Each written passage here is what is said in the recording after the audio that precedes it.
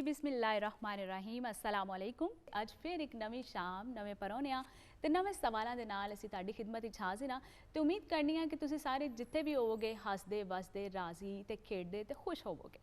दोस्तों हमेशा हर शाम नूं असीं नवे परौने तुहानूं मिलवाने आ। असीं उन्हां दे तजुर्बे उन्हां दियां गल्लां उन्हां कोलों सुनने भी हाँ ते सिखने भी हाँ बहुत कुछ जिहड़ी रहनुमाई दिंदियां ने सानूं भी ते तुहानूं भी। अज भी असीं अपने प्रोग्राम विच एक परौने बुलाए ने लेकिन उन्हां दा तारुफ कराउण तो पहले मैं अज दी गल ते सांझी करदी चलां। ते अज दी गल ऐ वे दोस्तों कि किसी सियाने ने आख्या है कि जदों भी कोई तुहाडे खिलाफ गल्लां करे बातां करे ते उहनूं खामोशी नाल सुनो ते जवाब देण दा हक जिहड़ा है ना वो वेले या वक्त नूं दे दिओ क्योंकि वक्त इन्नी कीमती चीज़ है कि वक्त दे नाल आप जज भी बन जाता है तो आप ही तुहाडा अपना गवाह भी बन जाता है। तो इसलिए कोई कुछ कवे उन्होंने इग्नोर कर दो, खुश रवो, खुशियां वंडो तो जिन्ना हो सके एक दूजे नाल मुस्बत रवो, पॉजिटिव रवो। तो हुण वेला होया है पहले मेहमान का तारुफ कराने का जिहड़े एक बहुत ही पॉजिटिव परसनैलिटी ने साडे नाल मौजूद ने अज डॉक्टर सरफराज अहमद मुगल। जी आनू कवांगी तानू बड़ी मेहरबानी जी। ए आई स्पैशलिस्ट ने माहिर अमराज़े चश्म ने तो अज सानू दसणगे कि असीं किस तरह अपनी अखां नूं जिहड़ा खूबसूरत बना सकने आ, किस तरह अपनी अखां नूं कुदरती तरीके नाल लैके चल सकने आ ते किहड़ियां अखां दीयां बीमारियां ने जिन्हां कोलों बच सकने आ। प्रोग्राम विच पहले तो तुहानूं मैं जियां नूं कह दिता फिर दोबारा कह देनी आ ते दसो कैसे हो जी शुक्र अल्लाह दा। सब नाल पहले तो मैं अर्ज करांगा कि जिहड़ियां साडियां अल्लाह ने खूबसूरत अखां बनाईयां ने असीं उहदी अपनी कोशिश दे नाल उहदी खूबसूरती काम करते जा रहे हैं जी। सब नाल पहली चीज़ जिहड़े असीं गैजेट्स यूज़ करने आ और बेतहाशा यूज़ करने आ और बेमकसद यूज़ करने आ ਉਹਦੀ ਵਜ੍ਹਾ ਤੋਂ ਜਿਹੜੇ ਅੱਖਾਂ ਦੇ ਬਿਮਾਰੀਆਂ ਨੇ ਵੱਧਦੀਆਂ ਜਾ ਰਹੀਆਂ ਨੇ जी ਔਰ ਸਪੈਸ਼ਲੀ ਬੱਚਿਆਂ ਦੇ ਵਿੱਚ ਉਹਦਾ ਟੇੜਾਪਨ ਬਹੁਤ ਜ਼ਿਆਦਾ ਆ ਰਿਹਾ ਔਰ ਉਹਦੇ ਨਾਲ ਜਿਹੜੀ ਉਹਨਾਂ ਦੀ ਨਜ਼ਰ ਹੈ ਉਹ ਘਟਦੀ ਜਾ ਰਹੀ ਹੈ, ਬਹੁਤ ਜ਼ਿਆਦਾ ਘਟ ਰਹੀ ਹੈ ਔਰ ਬੜੀ ਤੇਜ਼ੀ ਨਾਲ ਘਟ ਰਹੀ ਹੈ। ਨੰਬਰ 2 ਜਿਹੜੀਆਂ ਸਾਡੀਆਂ ਗਜ਼ਾਵਾਂ ਨੇ ਉਹ ਪਿਓਰ ਨਹੀਂ ਰਹੀਆਂ। ਅਸੀਂ ਜਿਹੜੀਆਂ ਰੂਟੀਨ ਦੀਆਂ ਚੀਜ਼ਾਂ ਨੇ ਉਹ ਹੈਲਦੀ ਉਹ ਛੋੜ ਦਿੱਤੀਆਂ ਨੇ ਤੇ ਅਸੀਂ ਲਗਾਤਾਰ ਗੈਰ ਮਤਵਾਜ਼ਨ ਔਰ ਬੇਵਕਤ ਖਾਣਾ ਖਾ ਰਹੇ ਹਾਂ ਜਿਹਦੀ ਵਜ੍ਹਾ ਤੋਂ ਸਾਡੀ ਭੁੱਖ ਵੀ ਖਤਮ ਹੋ ਰਹੀ ਹੈ ਤੇ ਸਾਡੀ ਪਿਆਸ ਵੀ ਖਤਮ ਹੋ ਰਹੀ ਹੈ ਤੇ ਅਲਟੀਮੇਟਲੀ ਉਹ ਤੀਸਰੀ ਵਜ੍ਹਾ ਬਣਦੀ ਹੈ ਸਾਡੀ ਹੈਡੇਕ ਦੀ। ਅਗਰ ਮੈਂ ਕਹਾਂ ਕਿ ਸਾਡੀ ਰੂਟੀਨ ਦੇ 100 ਮਰੀਜ਼ਾਂ ਦੇ ਵਿੱਚ 80% ਬੱਚੇ ਜਿਹੜੇ ਨੇ ਉਹ ਸਰ ਦਰਦ ਦੇ ਨਾਲ ਆਉਂਦੇ ਨੇ जी ਇਵੇਂ ਕਿ ਮੈਨੂੰ ਅਜੇ ਵੀ ਯਾਦ ਹੈ ਕਿ ਇੱਕ ਮਾਂ ਆਈ ਉਹ ਵੀ ਰੋ ਰਹੀ ਹੈ ਤੇ 3 ਸਾਲ ਦਾ ਬੱਚਾ ਵੀ ਰੋਈ ਜਾ ਰਿਹਾ अच्छा ਕਿ ਡਾਕਟਰ ਸਾਹਿਬ ਅੱਜ 7 ਦਿਨ ਹੋ ਗਏ ਨੇ ਨਾ ਬੱਚੇ ਨੂੰ ਕਿਸੇ ਦਵਾਈ ਨਾਲ ਫਰਕ ਪੈ ਰਿਹਾ ਤੇ ਨਾ ਮੈਨੂੰ ਕੋਈ ਫਰਕ ਪੈ ਰਿਹਾ सिर दी दर्द दी वजह ਸਿਰ तो ਦੀ ਵਜ੍ਹਾ ਤੋਂ। अच्छा ਔਰ ਰੀਜ਼ਨ ਸਿਰਫ ਕੀ ਸੀ ਉਹਦੀ ਗੈਜਟ ਦੀ ਐਕਸਟਰਾ ਯੂਜ਼ ਬਹੁਤ ਬੇਤਹਾਸ਼ਾ ਉਹਨੂੰ ਦਰਦ ਸ਼ਕੀਕਾ ਹੋ ਰਹੀ ਸੀ ਜਿਹਨੂੰ ਅਸੀਂ ਇੰਗਲਿਸ਼ ਮਾਈਗ੍ਰੇਨ ਕਹਿੰਦੇ ਆ जी ਔਰ ਸਵੀਅਰ ਜਿਹਨੂੰ ਤੇਜ਼ ਤਰੀਨ ਦਰਦ ਕਹਿੰਦੇ ਆ ਉਹ ਵਾਲੀ ਦਰਦ ਹੈ ਜੀ। ਤੇ ਜਦੋਂ ਦਾ ਟ੍ਰੀਟਮੈਂਟ ਕੀਤਾ ਅਲਹਮਦੁਲਿਲਾ 2 ਦਿਨ ਬਾਅਦ ਆਈ ਤੇ ਮਾਂ ਵੀ ਖੁਸ਼ ਤੇ ਬੱਚਾ ਵੀ ਖੁਸ਼। जबरदस्त ਤੇ ਜਿੰਨੀ ਦੇਰ ਤੱਕ ਅਸੀਂ ਉਹ ਚੀਜ਼ਾਂ ਨੂੰ ਖਤਮ ਨਹੀਂ ਕਰਨਾ ਤੇ ਉਹ ਬਿਮਾਰੀਆਂ ਸਾਡੀਆਂ ਵੱਧਦੀਆਂ ਜਾਣਗੀਆਂ बिल्कुल सही ਤੇ ਉਹਦੇ ਨਾਲ ਸਾਡੀ ਜਿਹੜੀ ਅੱਖਾਂ ਦੀ ਖੂਬਸੂਰਤੀ ਚਿਹਰੇ ਦੀ ਰੌਣਕ ਹੈ ਚਿਹਰੇ ਦੀ ਖੂਬਸੂਰਤੀ है ਉਹ नहीं मिलती फिर। बिल्कुल सही और अखा एक खुद बजाते खुद एक कुदरत का बहुत खूबसूरत जड़ा ना वो तोहफा ने। अच्छा इन्हों के बारे असीं तुहाडे कोल पुछना लेकिन पहले साडे नाज़रीन नूं अपने बारे दसदे चलो ना कि कित्थों जर्नी शुरू की अज इस मुकाम ते पहुँच के कैसा लगता है अपने बारे कुछ इब्तदाई जड़ा ना वो दसो। मैं नहीं अर्ज करांगा जी शुरू तो वाला साहब ਨੂੰ ਸ਼ੌਕ ਸੀ ਜੀ ਮੇਰਾ ਪੁੱਤਰ ਡਾਕਟਰ ਬਣੇ ਜਿਵੇਂ ਪਾਕਿਸਤਾਨ 'ਚ ਹੁੰਦਾ ਹੈ ਜੀ ਤੇ ਉਹਨਾਂ ਮੈਨੂੰ ਸ਼ੁਰੂ ਤੋਂ ਹੀ ਆਪਣਾ 5ਵੀਂ ਕਲਾਸ ਤੋਂ ਬਾਅਦ ਹੀ ਇੱਕ ਸਾਡੇ ਗਾਂਵ 'ਚ ਹੁੰਦੇ ਸਨ ਡਾਕਟਰ ਸਾਹਿਬ ਤੇ ਕਹਿੰਦੇ ਸਨ ਲੇਕਿਨ ਹੈ ਡਿਸਪੈਂਸਰ ਸਨ ਉਹਨਾਂ ਕੋਲ ਭੇਜਤਾ ਮੈਨੂੰ ਮਾਰਾ ਨਹੀਂ ਫਿਰਨ ਦਿੱਤਾ। 8ਵੀਂ ਕਲਾਸ ਤੋਂ ਫਿਰ ਬਾਅਦ ਮੈਨੂੰ ਡਾਕਟਰ ਕੋਲ ਭੇਜਤਾ ਤੇ ਪੁੱਤਰ ਬਾਹਰ ਨਹੀਂ ਫਿਰਨਾ सही ਫਿਰ ਮੈਟ੍ਰਿਕ ਤੋਂ ਬਾਅਦ ਵੀ ਮੈਨੂੰ ਜਨਾਬ ਇਸ ਤਰ੍ਹਾਂ ਡਾਕਟਰ ਕੋ ਉਦੋਂ MBBS ਡਾਕਟਰ ਆ ਗਏ ਸਾਡੇ ਇਲਾਕੇ 'ਚ ਉਹਨਾਂ ਕੋਲ ਮੈਂ ਕੰਮ ਕਰਦਾ ਰਿਹਾ। ਉਸ ਤੋਂ ਬਾਅਦ ਐਸੀ ਟਿਊਨਿੰਗ ਹੋਈ ਕਿ ਡਾਕਟਰ ਹੀ ਬਣਨਾ ਹੈ। ਮੈਨੂੰ ਆਪਣਾ ਇੱਕ ਸ਼ੌਕ ਸੀ ਕਿ ਕਿਸ ਤਰ੍ਹਾਂ ਮੈਂ ਚੈੱਕ ਕਰਾਂ ਕਿ ਇੱਕ ਬਾਇਓਲੋਜੀ ਕਿਸ ਤਰ੍ਹਾਂ ਇੱਕ ਇਨਸਾਨ ਕੰਮ ਕਰਦਾ ਹੈ ਉਹ ਕਿਸ ਤਰ੍ਹਾਂ ਖੂਬਸੂਰਤ ਰਹਿੰਦਾ ਹੈ ਕਿਸ ਤਰ੍ਹਾਂ ਉਹਦੇ ਸਟਰਕਚਰ ਹੈ ਕੀ ਮਾਮਲਾਤ ਨੇ ਤੇ ਉਹਦੇ 'ਚ ਮੈਂ ਕੋਸ਼ਿਸ਼ ਕਰਦਾ ਰਿਹਾ। ਅਲਹਮਦੁਲਿਲਾ ਅੱਲਾ ਨੇ ਮੌਕਾ ਦਿੱਤਾ ਅੱਗੇ ਆਉਣ ਦਾ। ਫਿਰ MBBS ਕਰ ਲਿਆ ਫਿਰ ਅੱਗੇ ਸਪੈਸ਼ਲਾਈਜੇਸ਼ਨ ਅੱਖਾਂ 'ਚ ਕਰ ਲਈ। ਅਲਹਮਦੁਲਿਲਾ ਅੱਜ 20 ਸਾਲ ਹੋ ਗਏ ਨੇ ਜੀ ਐਜ਼ ਏ ਆਈ ਸਪੈਸ਼ਲਿਸਟ ਕੰਮ ਕਰਦੇ ਆਇਆ ਔਰ ਆਪਣੇ ਇਲਾਕੇ 'ਚ ਅਲਹਮਦੁਲਿਲਾ ਫ੍ਰੀ ਆਈ ਕੈਂਪਸ ਵੀ ਕਰੀਦੇ ਨੇ ਔਰ ਆਪਣੇ ਪੇਰੈਂਟਸ ਦੇ ਹਵਾਲੇ ਨਾਲ ਹਰ ਮਾਹ ਦੀ 15 ਔਰ 30 ਤਰੀਕ ਨੂੰ ਤੇ ਨਾਲ ਬਹੁਤ ਸਾਰੇ ਛੋਟੇ ਪ੍ਰੋਗਰਾਮ ਨੇ ਆਪਣੀ ਜਗ੍ਹਾ ਹਿੱਸਾ ਡਾਲੀਦਾ।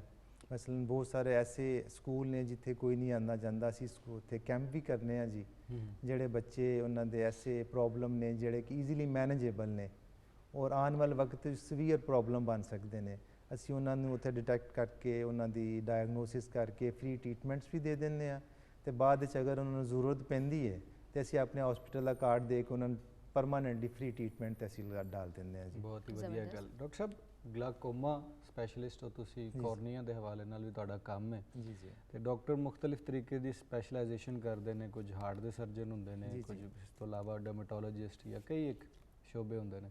ਅੱਖਾਂ ਹੀ ਕਿਉਂ ਚੁਣੀਆਂ ਨੇ ਤੁਸੀਂ? ਜਿਵੇਂ ਇਹਨਾਂ ਨੇ ਕਿਹਾ ਜੀ ਕਿ ਅੱਖਾਂ ਖੂਬਸੂਰਤ ਨੇ ਅੱਲਾ ਦਾ, ਨੋ ਡਾਊਟ। ਇਹਦੇ 'ਚ ਇੱਕ ਮੈਂ ਛੋਟੀ ਜੀ ਗੱਲ ਮੇਰੇ ਜਿਹੜੇ ਜ਼ਿਹਨ 'ਚ ਇੱਕ ਹੈ, ਉਹ ਇਹ ਵੀ ਕਿ ਅੱਖਾਂ ਪੂਰੇ ਜਿਸਮ ਦਾ ਇੱਕ ਵਾਹਦ ਹਿੱਸਾ ਹੈ ਜਿਹੜਾ ਹਮੇਸ਼ਾ ਸੱਚ ਬੋਲਦੀਆਂ ਨੇ, ਬੇਸ਼ੱਕ ਉਹ ਫ੍ਰੈਕਸ਼ਨ ਆਫ ਸੈਕਿੰਡ 'ਚ ਬੋਲਣ, ਸਿਰਫ ਤੁਹਾਨੂੰ ਜੱਜ ਕਰਨ 'ਤੇ ਆਉਣੇ ਚਾਹੀਦੇ ਕਿ ਸੱਚ ਬੋਲ ਗਈਆਂ ਨੇ। ਬਾਕੀ ਕੋਈ ਐਸਾ ਅਜ਼ਾ ਨਹੀਂ ਜਿਹੜਾ ਸੱਚ ਬੋਲਦਾ ਹੋਵੇ। ਯਾਨੀ ਫਿਲੋਸੋਫੀਕਲ ਹੋ ਕੇ ਤੁਸੀਂ ਸੋਚਿਆ ਕਿ ਅੱਖਾਂ ਜਿਹੜੀਆਂ ਨੇ ਉਹਨਾਂ ਦਾ ਟ੍ਰੀਟਮੈਂਟ ਕਰਨਾ ਚਾਹੀਦਾ ਬਜਾਏ ਇਸ ਦੇ ਕਿ ਕਿਸੇ ਹੋਰ ਚੀਜ਼ ਦੀ। ਜੀ ਬਿਲਕੁਲ, ਇਹ ਮੈਂ ਬਾਈ ਚਾਂਸ ਸੀ। ਬਿਲਕੁਲ। ਅੱਛਾ ਸਰ, ਇਹ ਬੜਾ ਵਾਈਟਲ ਆਰਗਨ ਹੈ ਔਰ ਸੈਂਸਿਟਿਵ ਵੀ ਹੈ ਵੇ, ਔਰ ਇਹਦੇ ਨਾਲ ਜ਼ਾਹਿਰ ਤੁਸੀਂ ਫਲਸਫਾ ਤੇ ਜੋੜਿਆ, ਇਹਦੇ ਨਾਲ ਮੁਹੱਬਤ ਵੀ ਜੁੜੀ ਹੈ ਕਿਤੇ ਨਾ ਕਿਤੇ। ਅੱਖਾਂ ਚਾਰ ਹੁੰਦੀਆਂ ਨੇ ਤੇ ਮੁਸੀਬਤ ਪੈ ਜਾਂਦੀ ਹੈ ਲੋਕਾਂ ਨੂੰ, ਉਹ ਇੱਕ ਲਹਿਦਾ ਗੱਲ ਹੈ, ਲੇਕਿਨ ਅਸੀਂ ਥੋੜਾ ਮੈਡੀਕਲ ਹੀ ਰਹਾਂਗੇ। ਅੱਛਾ, ਅੱਖਾਂ ਦੇ ਵਿੱਚ ਵੇਖੀਏ ਗਰਮੀ ਦੇ ਵਿੱਚ ਨਾ ਬੜੀਆਂ ਪ੍ਰੋਬਲਮਸ ਆਉਂਦੀਆਂ ਨੇ, ਕਈ ਤਰ੍ਹਾਂ ਦੀਆਂ ਬਿਮਾਰੀਆਂ ਜਿਹੜੀਆਂ ਸਪੈਸੀਫਿਕਲੀ ਇਸ ਮੌਸਮ ਦੇ ਵਿੱਚ ਆਉਂਦੀਆਂ ਨੇ, ਜਿਹਦੇ ਵਿੱਚ ਸਭ ਤੋਂ ਪਹਿਲਾਂ ਇਹ ਕਿ ਅੱਖ ਦਾ ਜਿਹੜਾ ਪਾਣੀ ਉਹਦੀ ਨਮੀ ਹੈ ਉਹਦਾ ਖੁਸ਼ਕ ਹੋ ਜਾਣਾ ਹੁੰਦਾ ਹੈ, ਕਿਉਂਕਿ ਬਾਹਰ ਲੂ ਚੱਲਦੀ ਹੁੰਦੀ, ਉਹਦੇ ਵਿੱਚ ਤੁਸੀਂ ਸਫ਼ਰ ਕਰਦੇ ਹੋ, ਅਗਰ ਗਲਾਸਿਸ ਨਹੀਂ ਲਾਏ ਤੁਸੀਂ, ਸਨ ਗਲਾਸਿਸ ਜਾਂ ਕੁਝ ਵੀ ਹੋਰ, ਤੇ ਤੁਸੀਂ ਯਕੀਨੀ ਤੌਰ ਤੇ ਇੱਕ ਇਰੀਟੇਸ਼ਨ ਫੀਲ ਕਰਦੇ ਹੋ। ਕਿਹੜੀਆਂ ਚੀਜ਼ਾਂ ਅਸੀਂ ਕਰ ਸਕਦੇ ਹਾਂ ਜਿਨ੍ਹਾਂ ਨਾਲ ਉਹ ਠੰਡਕ ਔਰ ਨਮੀ ਔਰ ਮੋਇਸਚਰਾਈਜ਼ਰ ਜਾਂ ਜੋ ਵੀ ਉਹਦਾ ਹੋ ਸਕਦਾ ਹੈ, ਜੋ ਵੀ ਲਿਕੁਇਡ ਹੁੰਦਾ ਅੱਖ ਦੇ ਵਿੱਚ, ਉਹ ਬਰਕਰਾਰ ਰਹੇ? ਬੜਾ ਅੱਛਾ ਸਵਾਲ ਔਰ ਮੌਕੇ ਦੀ ਗੱਲ ਤੁਸੀਂ ਕੀਤੀ ਹੈ ਜੀ। ਮੈਨੂੰ ਯਾਦ ਹੈ ਜੀ ਵੀ ਮੇਰੇ ਕੋਲ ਇੱਕ ਮਰੀਜ਼ ਆਇਆ ਤੁਹਾਡੀ ਏਜ ਦਾ ਸੀ ਬਿਲਕੁਲ, ਕਿ ਰੈਡਨੈਸ ਸੇ ਅੱਖਾਂ ਪਲਕਾਂ ਸੁੱਜੀਆਂ ਹੋਈਆਂ ਨੇ, ਡਾਕਟਰ ਸਾਹਿਬ ਪਾਣੀ ਵਗਦਾ ਰਹਿੰਦਾ ਹੈ, ਮੈਂ ਬੜਾ ਪਰੇਸ਼ਾਨ ਹਾਂ, ਕੋਈ ਡਾਕਟਰ ਨਹੀਂ ਛੋੜਿਆ। ਮੈਂ ਇਹਨੂੰ ਇੱਕ ਗੱਲ ਕੀ, ਯਾਰ ਤੂੰ ਕੱਲ ਤੋਂ ਬਾਈਕ ਨਹੀਂ ਚਲਾਣੀ। ਅੱਛਾ। ਮੈਨੂੰ ਕਹਿੰਦੀ ਤੁਹਾਨੂੰ ਕਿਵੇਂ ਪਤਾ ਲੱਗਿਆ ਮੈਂ ਬਾਈਕ ਚਲਾਉਣਾ? ਮੈਂ ਕਿਹਾ ਯਾਰ ਤੇਰੀਆਂ ਅੱਖਾਂ ਦੱਸਦੀਆਂ ਨੇ ਪਈਆਂ ਕਿ ਤੂੰ 60-70 ਦੀ ਸਪੀਡ ਤੋਂ ਘੱਟ ਨਹੀਂ ਚਲਾਉਂਦਾ। ਕਹਿੰਦਾ ਸਰ ਇੰਝ ਹੀ ਗੱਲ ਹੈ। ਮੈਂ ਕੱਲ ਤੋਂ ਤੂੰ 20 ਦੀ ਸਪੀਡ ਤੋਂ ਜ਼ਿਆਦਾ ਨਹੀਂ ਚਲਾਣੀ ਔਰ ਨਾਲ ਐਨਕ ਦੀ ਬਜਾਏ ਹੈਲਮਟ ਯੂਜ਼ ਕਰਨਾ ਹੈ। ਰੀਜ਼ਨ ਕੀ ਹੈ ਕਿ ਜਿਹੜੀ ਇਸ ਟਾਈਮ ਲੋ ਹੈ, ਨੰਬਰ 1 ਗਰਮੀ, ਨੰਬਰ 2 ਜਿਹੜੀ ਇਟਸੈਲਫ ਮਕੈਨੀਕਲ ਇਫੈਕਟ ਆਉਂਦਾ, ਜਦੋਂ ਸਾਹਮਣੇ ਤੁਹਾਨੂੰ ਤੇਜ਼ ਹਵਾ ਪਏਗੀ, ਉਹ ਸਾਡੇ ਸਾਹਮਣੇ ਜਿਹੜਾ ਐਕਸਪੋਜ਼ ਹਿੱਸਾ ਹੈ ਕੋਰਨੀਆ ਔਰ ਕੰਜੈਕਟਿਵਾ ਵਾਈਟ ਝਿੱਲੀ, ਉਹਦੇ ਉੱਪਰ ਇਫੈਕਟ ਕਰੇਗੀ, ਉਹ ਟਰਾਮਾ ਵੀ ਕਰੇਗੀ, ਮਾਈਕਰੋ ਟਰਾਮਾ ਹੋਏਗਾ, ਉੱਤੇ ਇਰੀਟੇਸ਼ਨ ਹੋਏਗੀ, ਬਾਰ-ਬਾਰ ਰੈਡਨੈਸ ਹੋਏਗੀ ਔਰ ਉਹਨੂੰ ਵਾਟਰਿੰਗ ਹੁੰਦੀ ਰਹੇਗੀ, ਇਰੀਟੇਸ਼ਨ ਖਤਮ ਨਹੀਂ ਹੋਏਗੀ। ਜਿੰਨੀ ਦੇਰ ਤੱਕ ਤੁਸੀਂ ਆਪਣੀ ਬਾਈਕ ਦੀ ਸਪੀਡ ਨਹੀਂ ਘਟਾਣੀ, ਕੋਸ਼ਿਸ਼ ਕਰੋ 30-40 ਦੀ ਰੇਂਜ 'ਚ। ਇੱਕ ਤੇ ਐਕਸੀਡੈਂਟ ਤੋਂ ਬਚੋਗੇ, ਦੂਸਰਾ ਅੱਖਾਂ ਵੀ ਸਲਾਮਤ ਰਹਿਣਗੀਆਂ, ਉਹ ਤੀਸਰਾ ਤੁਹਾਡੀ ਸੇਫਟੀ ਵੀ ਰਹੇਗੀ। ਔਰ ਇਹਦੇ ਨਾਲ ਤੁਸੀਂ ਜਦੋਂ ਵੀ ਮੌਕਾ ਮਿਲੇ ਤਾਜ਼ੇ ਪਾਣੀ ਦੇ ਨਾਲ ਰਾਮ-ਰਾਮ ਨਾਲ ਅੱਖਾਂ ਧੋਣੀਆਂ ਨੇ, ਜ਼ੋਰ ਦੀ ਛਿੱਟੇ ਨਹੀਂ ਲਾਣੇ ਤਾਂ ਕਿ ਉਹ ਵੀ ਮਕੈਨੀਕਲ ਇਫੈਕਟ ਨਾ, ਟਰਾਮਾ ਨਾ ਆਵੇ। ਔਰ ਉਹਦੇ ਨਾਲ ਜਿਹੜੇ ਅੱਛੇ ਜਿਹੇ ਲੂਬਰੀਕੈਂਟਸ ਨੇ ਉਹ ਜ਼ਰੂਰ ਯੂਜ਼ ਕਰੋ। ਅੱਛਾ, ਇਹ ਮੇਨ ਚੀਜ਼ਾਂ ਨੇ ਉਹਦੇ। ਯਾਨੀ ਕੋਈ ਡ੍ਰੌਪਸ ਵਗੈਰਾ ਅਵੇਲੇਬਲ ਨੇ ਜਿਹੜੇ? ਜੀ ਆਰਾਮ ਆਸਾਨੀ ਨਾਲ ਮਿਲ ਜਾਂਦੇ ਨੇ, 60-70 ਰੁਪਏ ਦੇ, 100 ਦੀ ਜਾਂ ਕੁਝ ਦੋਸਤ ਅਰਕੇ ਗੁਲਾਬ ਵਗੈਰਾ ਵੀ ਇਸਤੇਮਾਲ ਨਹੀਂ, ਉਹ ਨਹੀਂ ਕਰਨਾ। ਅਰਕੇ ਗੁਲਾਬ ਵਿੱਚ ਨਾ ਮਾਈਲਡ ਸਟੀਰਾਇਡ ਹੈ। ਅੱਛਾ। ਸਾਡੇ ਕੋਲ ਬਹੁਤ ਸਾਰੇ ਐਸੇ ਕੇਸਿਸ ਆਉਂਦੇ ਨੇ ਜਿਹਨੂੰ ਅਸੀਂ ਸਟੀਰਾਇਡ ਇੰਡਿਊਸ ਗਲਾਕੋਮਾ ਕਹਿੰਦੇ ਹਾਂ। ਠੀਕ ਹੈ। ਯਾਨੀ ਜਦੋਂ ਅਸੀਂ ਸਟੀਰਾਇਡ ਦਵਾਈ ਇੱਕ ਜਦੋਂ ਅਸੀਂ ਅੱਖ 'ਚ ਡਾਲਨੇ ਹਾਂ, ਕੁਝ ਲੋਕ ਐਸੇ ਨੇ ਜਿਹਦੇ 'ਚ ਅੱਖ ਦਾ ਪ੍ਰੈਸ਼ਰ ਵੱਧ ਜਾਂਦਾ, ਜਿਹਨੂੰ ਅਸੀਂ ਕਾਲਾ ਮੋਤੀ ਜਾਂਦੇ ਹਾਂ। ਠੀਕ ਹੈ। ਉਹਦੇ ਨਾਲ ਉਹਦਾ ਦਿਮਾਗ ਔਰ ਅੱਖ ਦਾ ਕਨੈਕਸ਼ਨ ਖਤਮ ਹੋ ਜਾਂਦਾ, ਡੈਟ ਇਜ਼ ਇਰਵਰਸੀਬਲ ਲਾਸ, ਉਹ ਵਾਪਸ ਨਹੀਂ ਆਉਂਦਾ। ਠੀਕ ਹੈ। ਇਸ ਤੋਂ ਕਦੀ ਵੀ ਅਰਕੇ ਗੁਲਾਬ ਨਹੀਂ ਡਾਲਣਾ। ਤਾਜ਼ਾ ਪਾਣੀ ਬਿਹਤਰੀਨ ਨਿਮਤ ਅੱਲਾਹ ਤਾਲਾ ਦੀ, ਸਹੀ, ਉਹਦੇ ਨਾਲ ਤੁਸੀਂ ਵਾਸ਼ ਕਰਨਾ। ਮਤਲਬ ਅਰਕੇ ਗੁਲਾਬ ਜਿਹੜਾ ਅੱਖਾਂ 'ਚ ਯੂਜ਼ ਨਾ ਕਰੋ। ਅਕਸਰ ਵੈਸੇ ਦੇਖਿਆ ਜਾਂਦਾ ਹੈ, ਘਰੇਲੂ ਟੋਟਕੇ ਦੇ ਤੌਰ ਤੇ ਦੱਸਿਆ ਵੀ ਜਾਂਦਾ ਹੈ ਕਿ ਅੱਖਾਂ ਦਰਦ ਨੇ ਜਾਂ ਕੋਈ ਵੀ ਸੋਜ਼ਿਸ਼ ਹੋ ਗਈ ਤੇ ਚਲੋ ਅਰਕੇ ਗੁਲਾਬ ਜਿਹੜਾ ਨਾ ਅੱਖਾਂ 'ਚ ਪਾ ਲਓ। ਅੱਛਾ, ਮੈਂ ਇਹ ਦੱਸਣਾ, ਸਾਡੇ ਕੋਲ ਬਹੁਤ ਸਾਰੇ ਐਸੇ ਪੇਸ਼ੈਂਟ ਆਉਂਦੇ ਨੇ ਜਿਨ੍ਹਾਂ ਦੀ ਕਹਿੰਦੇ ਨੇ ਸਰ ਡਾਕਟਰ ਸਾਹਿਬ ਹੁਣ ਸਾਨੂੰ ਨਜ਼ਰ ਨਹੀਂ ਆਉਂਦਾ। ਜਦੋਂ ਅਸੀਂ ਹਿਸਟਰੀ ਲਈ ਦੀ ਪਤਾ ਲੱਗਦਾ ਹੈ ਕਿ ਪਿਛਲੇ 10 ਸਾਲ ਤੋਂ ਅਰਕੇ ਗੁਲਾਬ ਹੀ ਯੂਜ਼ ਕਰ ਰਹੇ ਨੇ। ਅੱਛਾ। ਡੈਫੀਨਿਟਲੀ ਉਹਦੇ 'ਚ ਮਾਈਲਡ ਸਟੀਰਾਇਡ ਹੁੰਦਾ ਜੀ, ਉਹਦੇ ਨਾਲ ਜਦੋਂ ਅੱਖਾਂ 'ਚ ਪਾਈਦਾ ਹਲਕੀ ਜੀ ਉਹ ਰੈਡਨੈਸ ਵੀ ਖਤਮ ਹੋ ਜਾਂਦੀ, ਇਰੀਟੇਸ਼ਨ ਵੀ ਖਤਮ ਹੋ ਜਾਂਦੀ ਹੈ। ਮਰੀਜ਼ ਸਮਝਦਾ ਕਿ ਬੜੀ ਵਧੀਆ ਦਵਾਈ ਲੱਭ ਗਈ ਸਾਨੂੰ।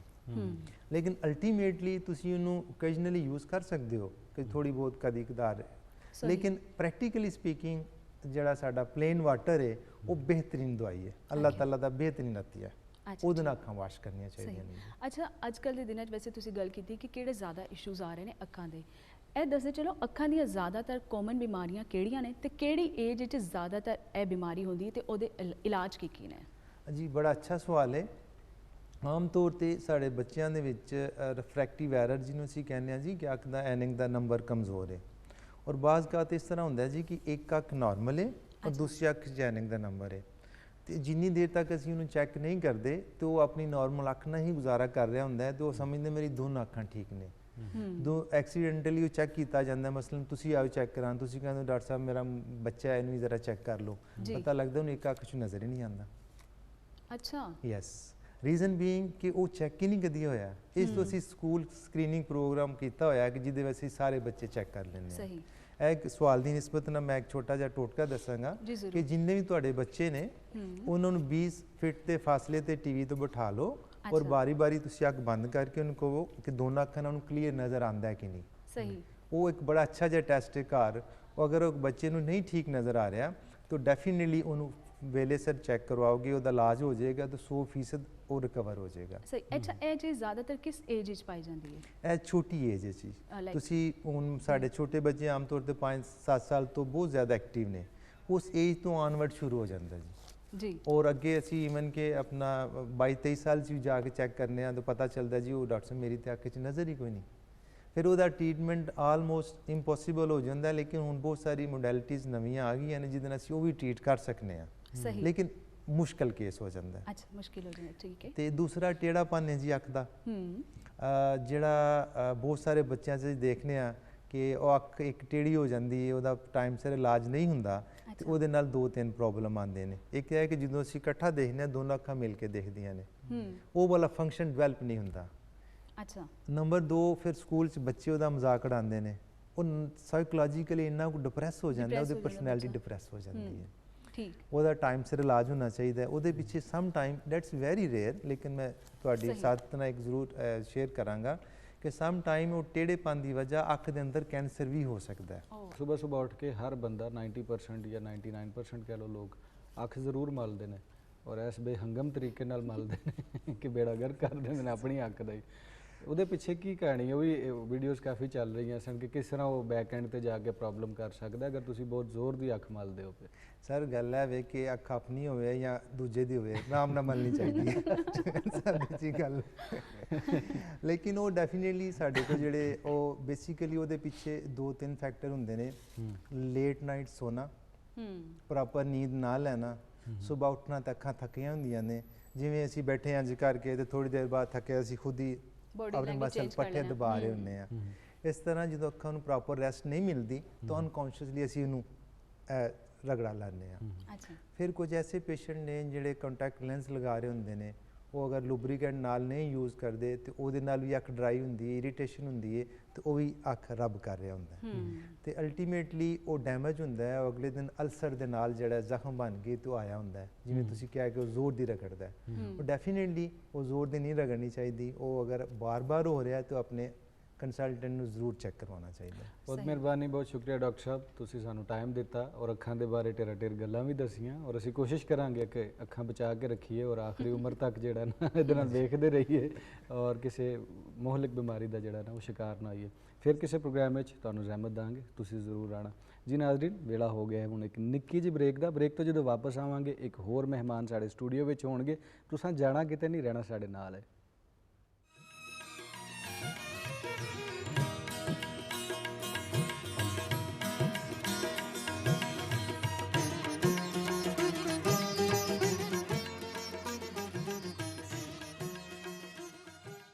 जी मुड़ के वापस आ गए हैं पाकिस्तान टेलीविजन लाहौर सेंटर तो। मेरा नाम है अली उस्मान बाजवा, सोनिया शेख मेरे नाल मौजूद ने और प्रोग्राम ते जारी और सारी है। ब्रेक ते जाने तो पहले साढ़े नाल एक आई स्पैशलिस्ट मौजूद सन, डॉक्टर सरफराज अहमद मुगल साहब।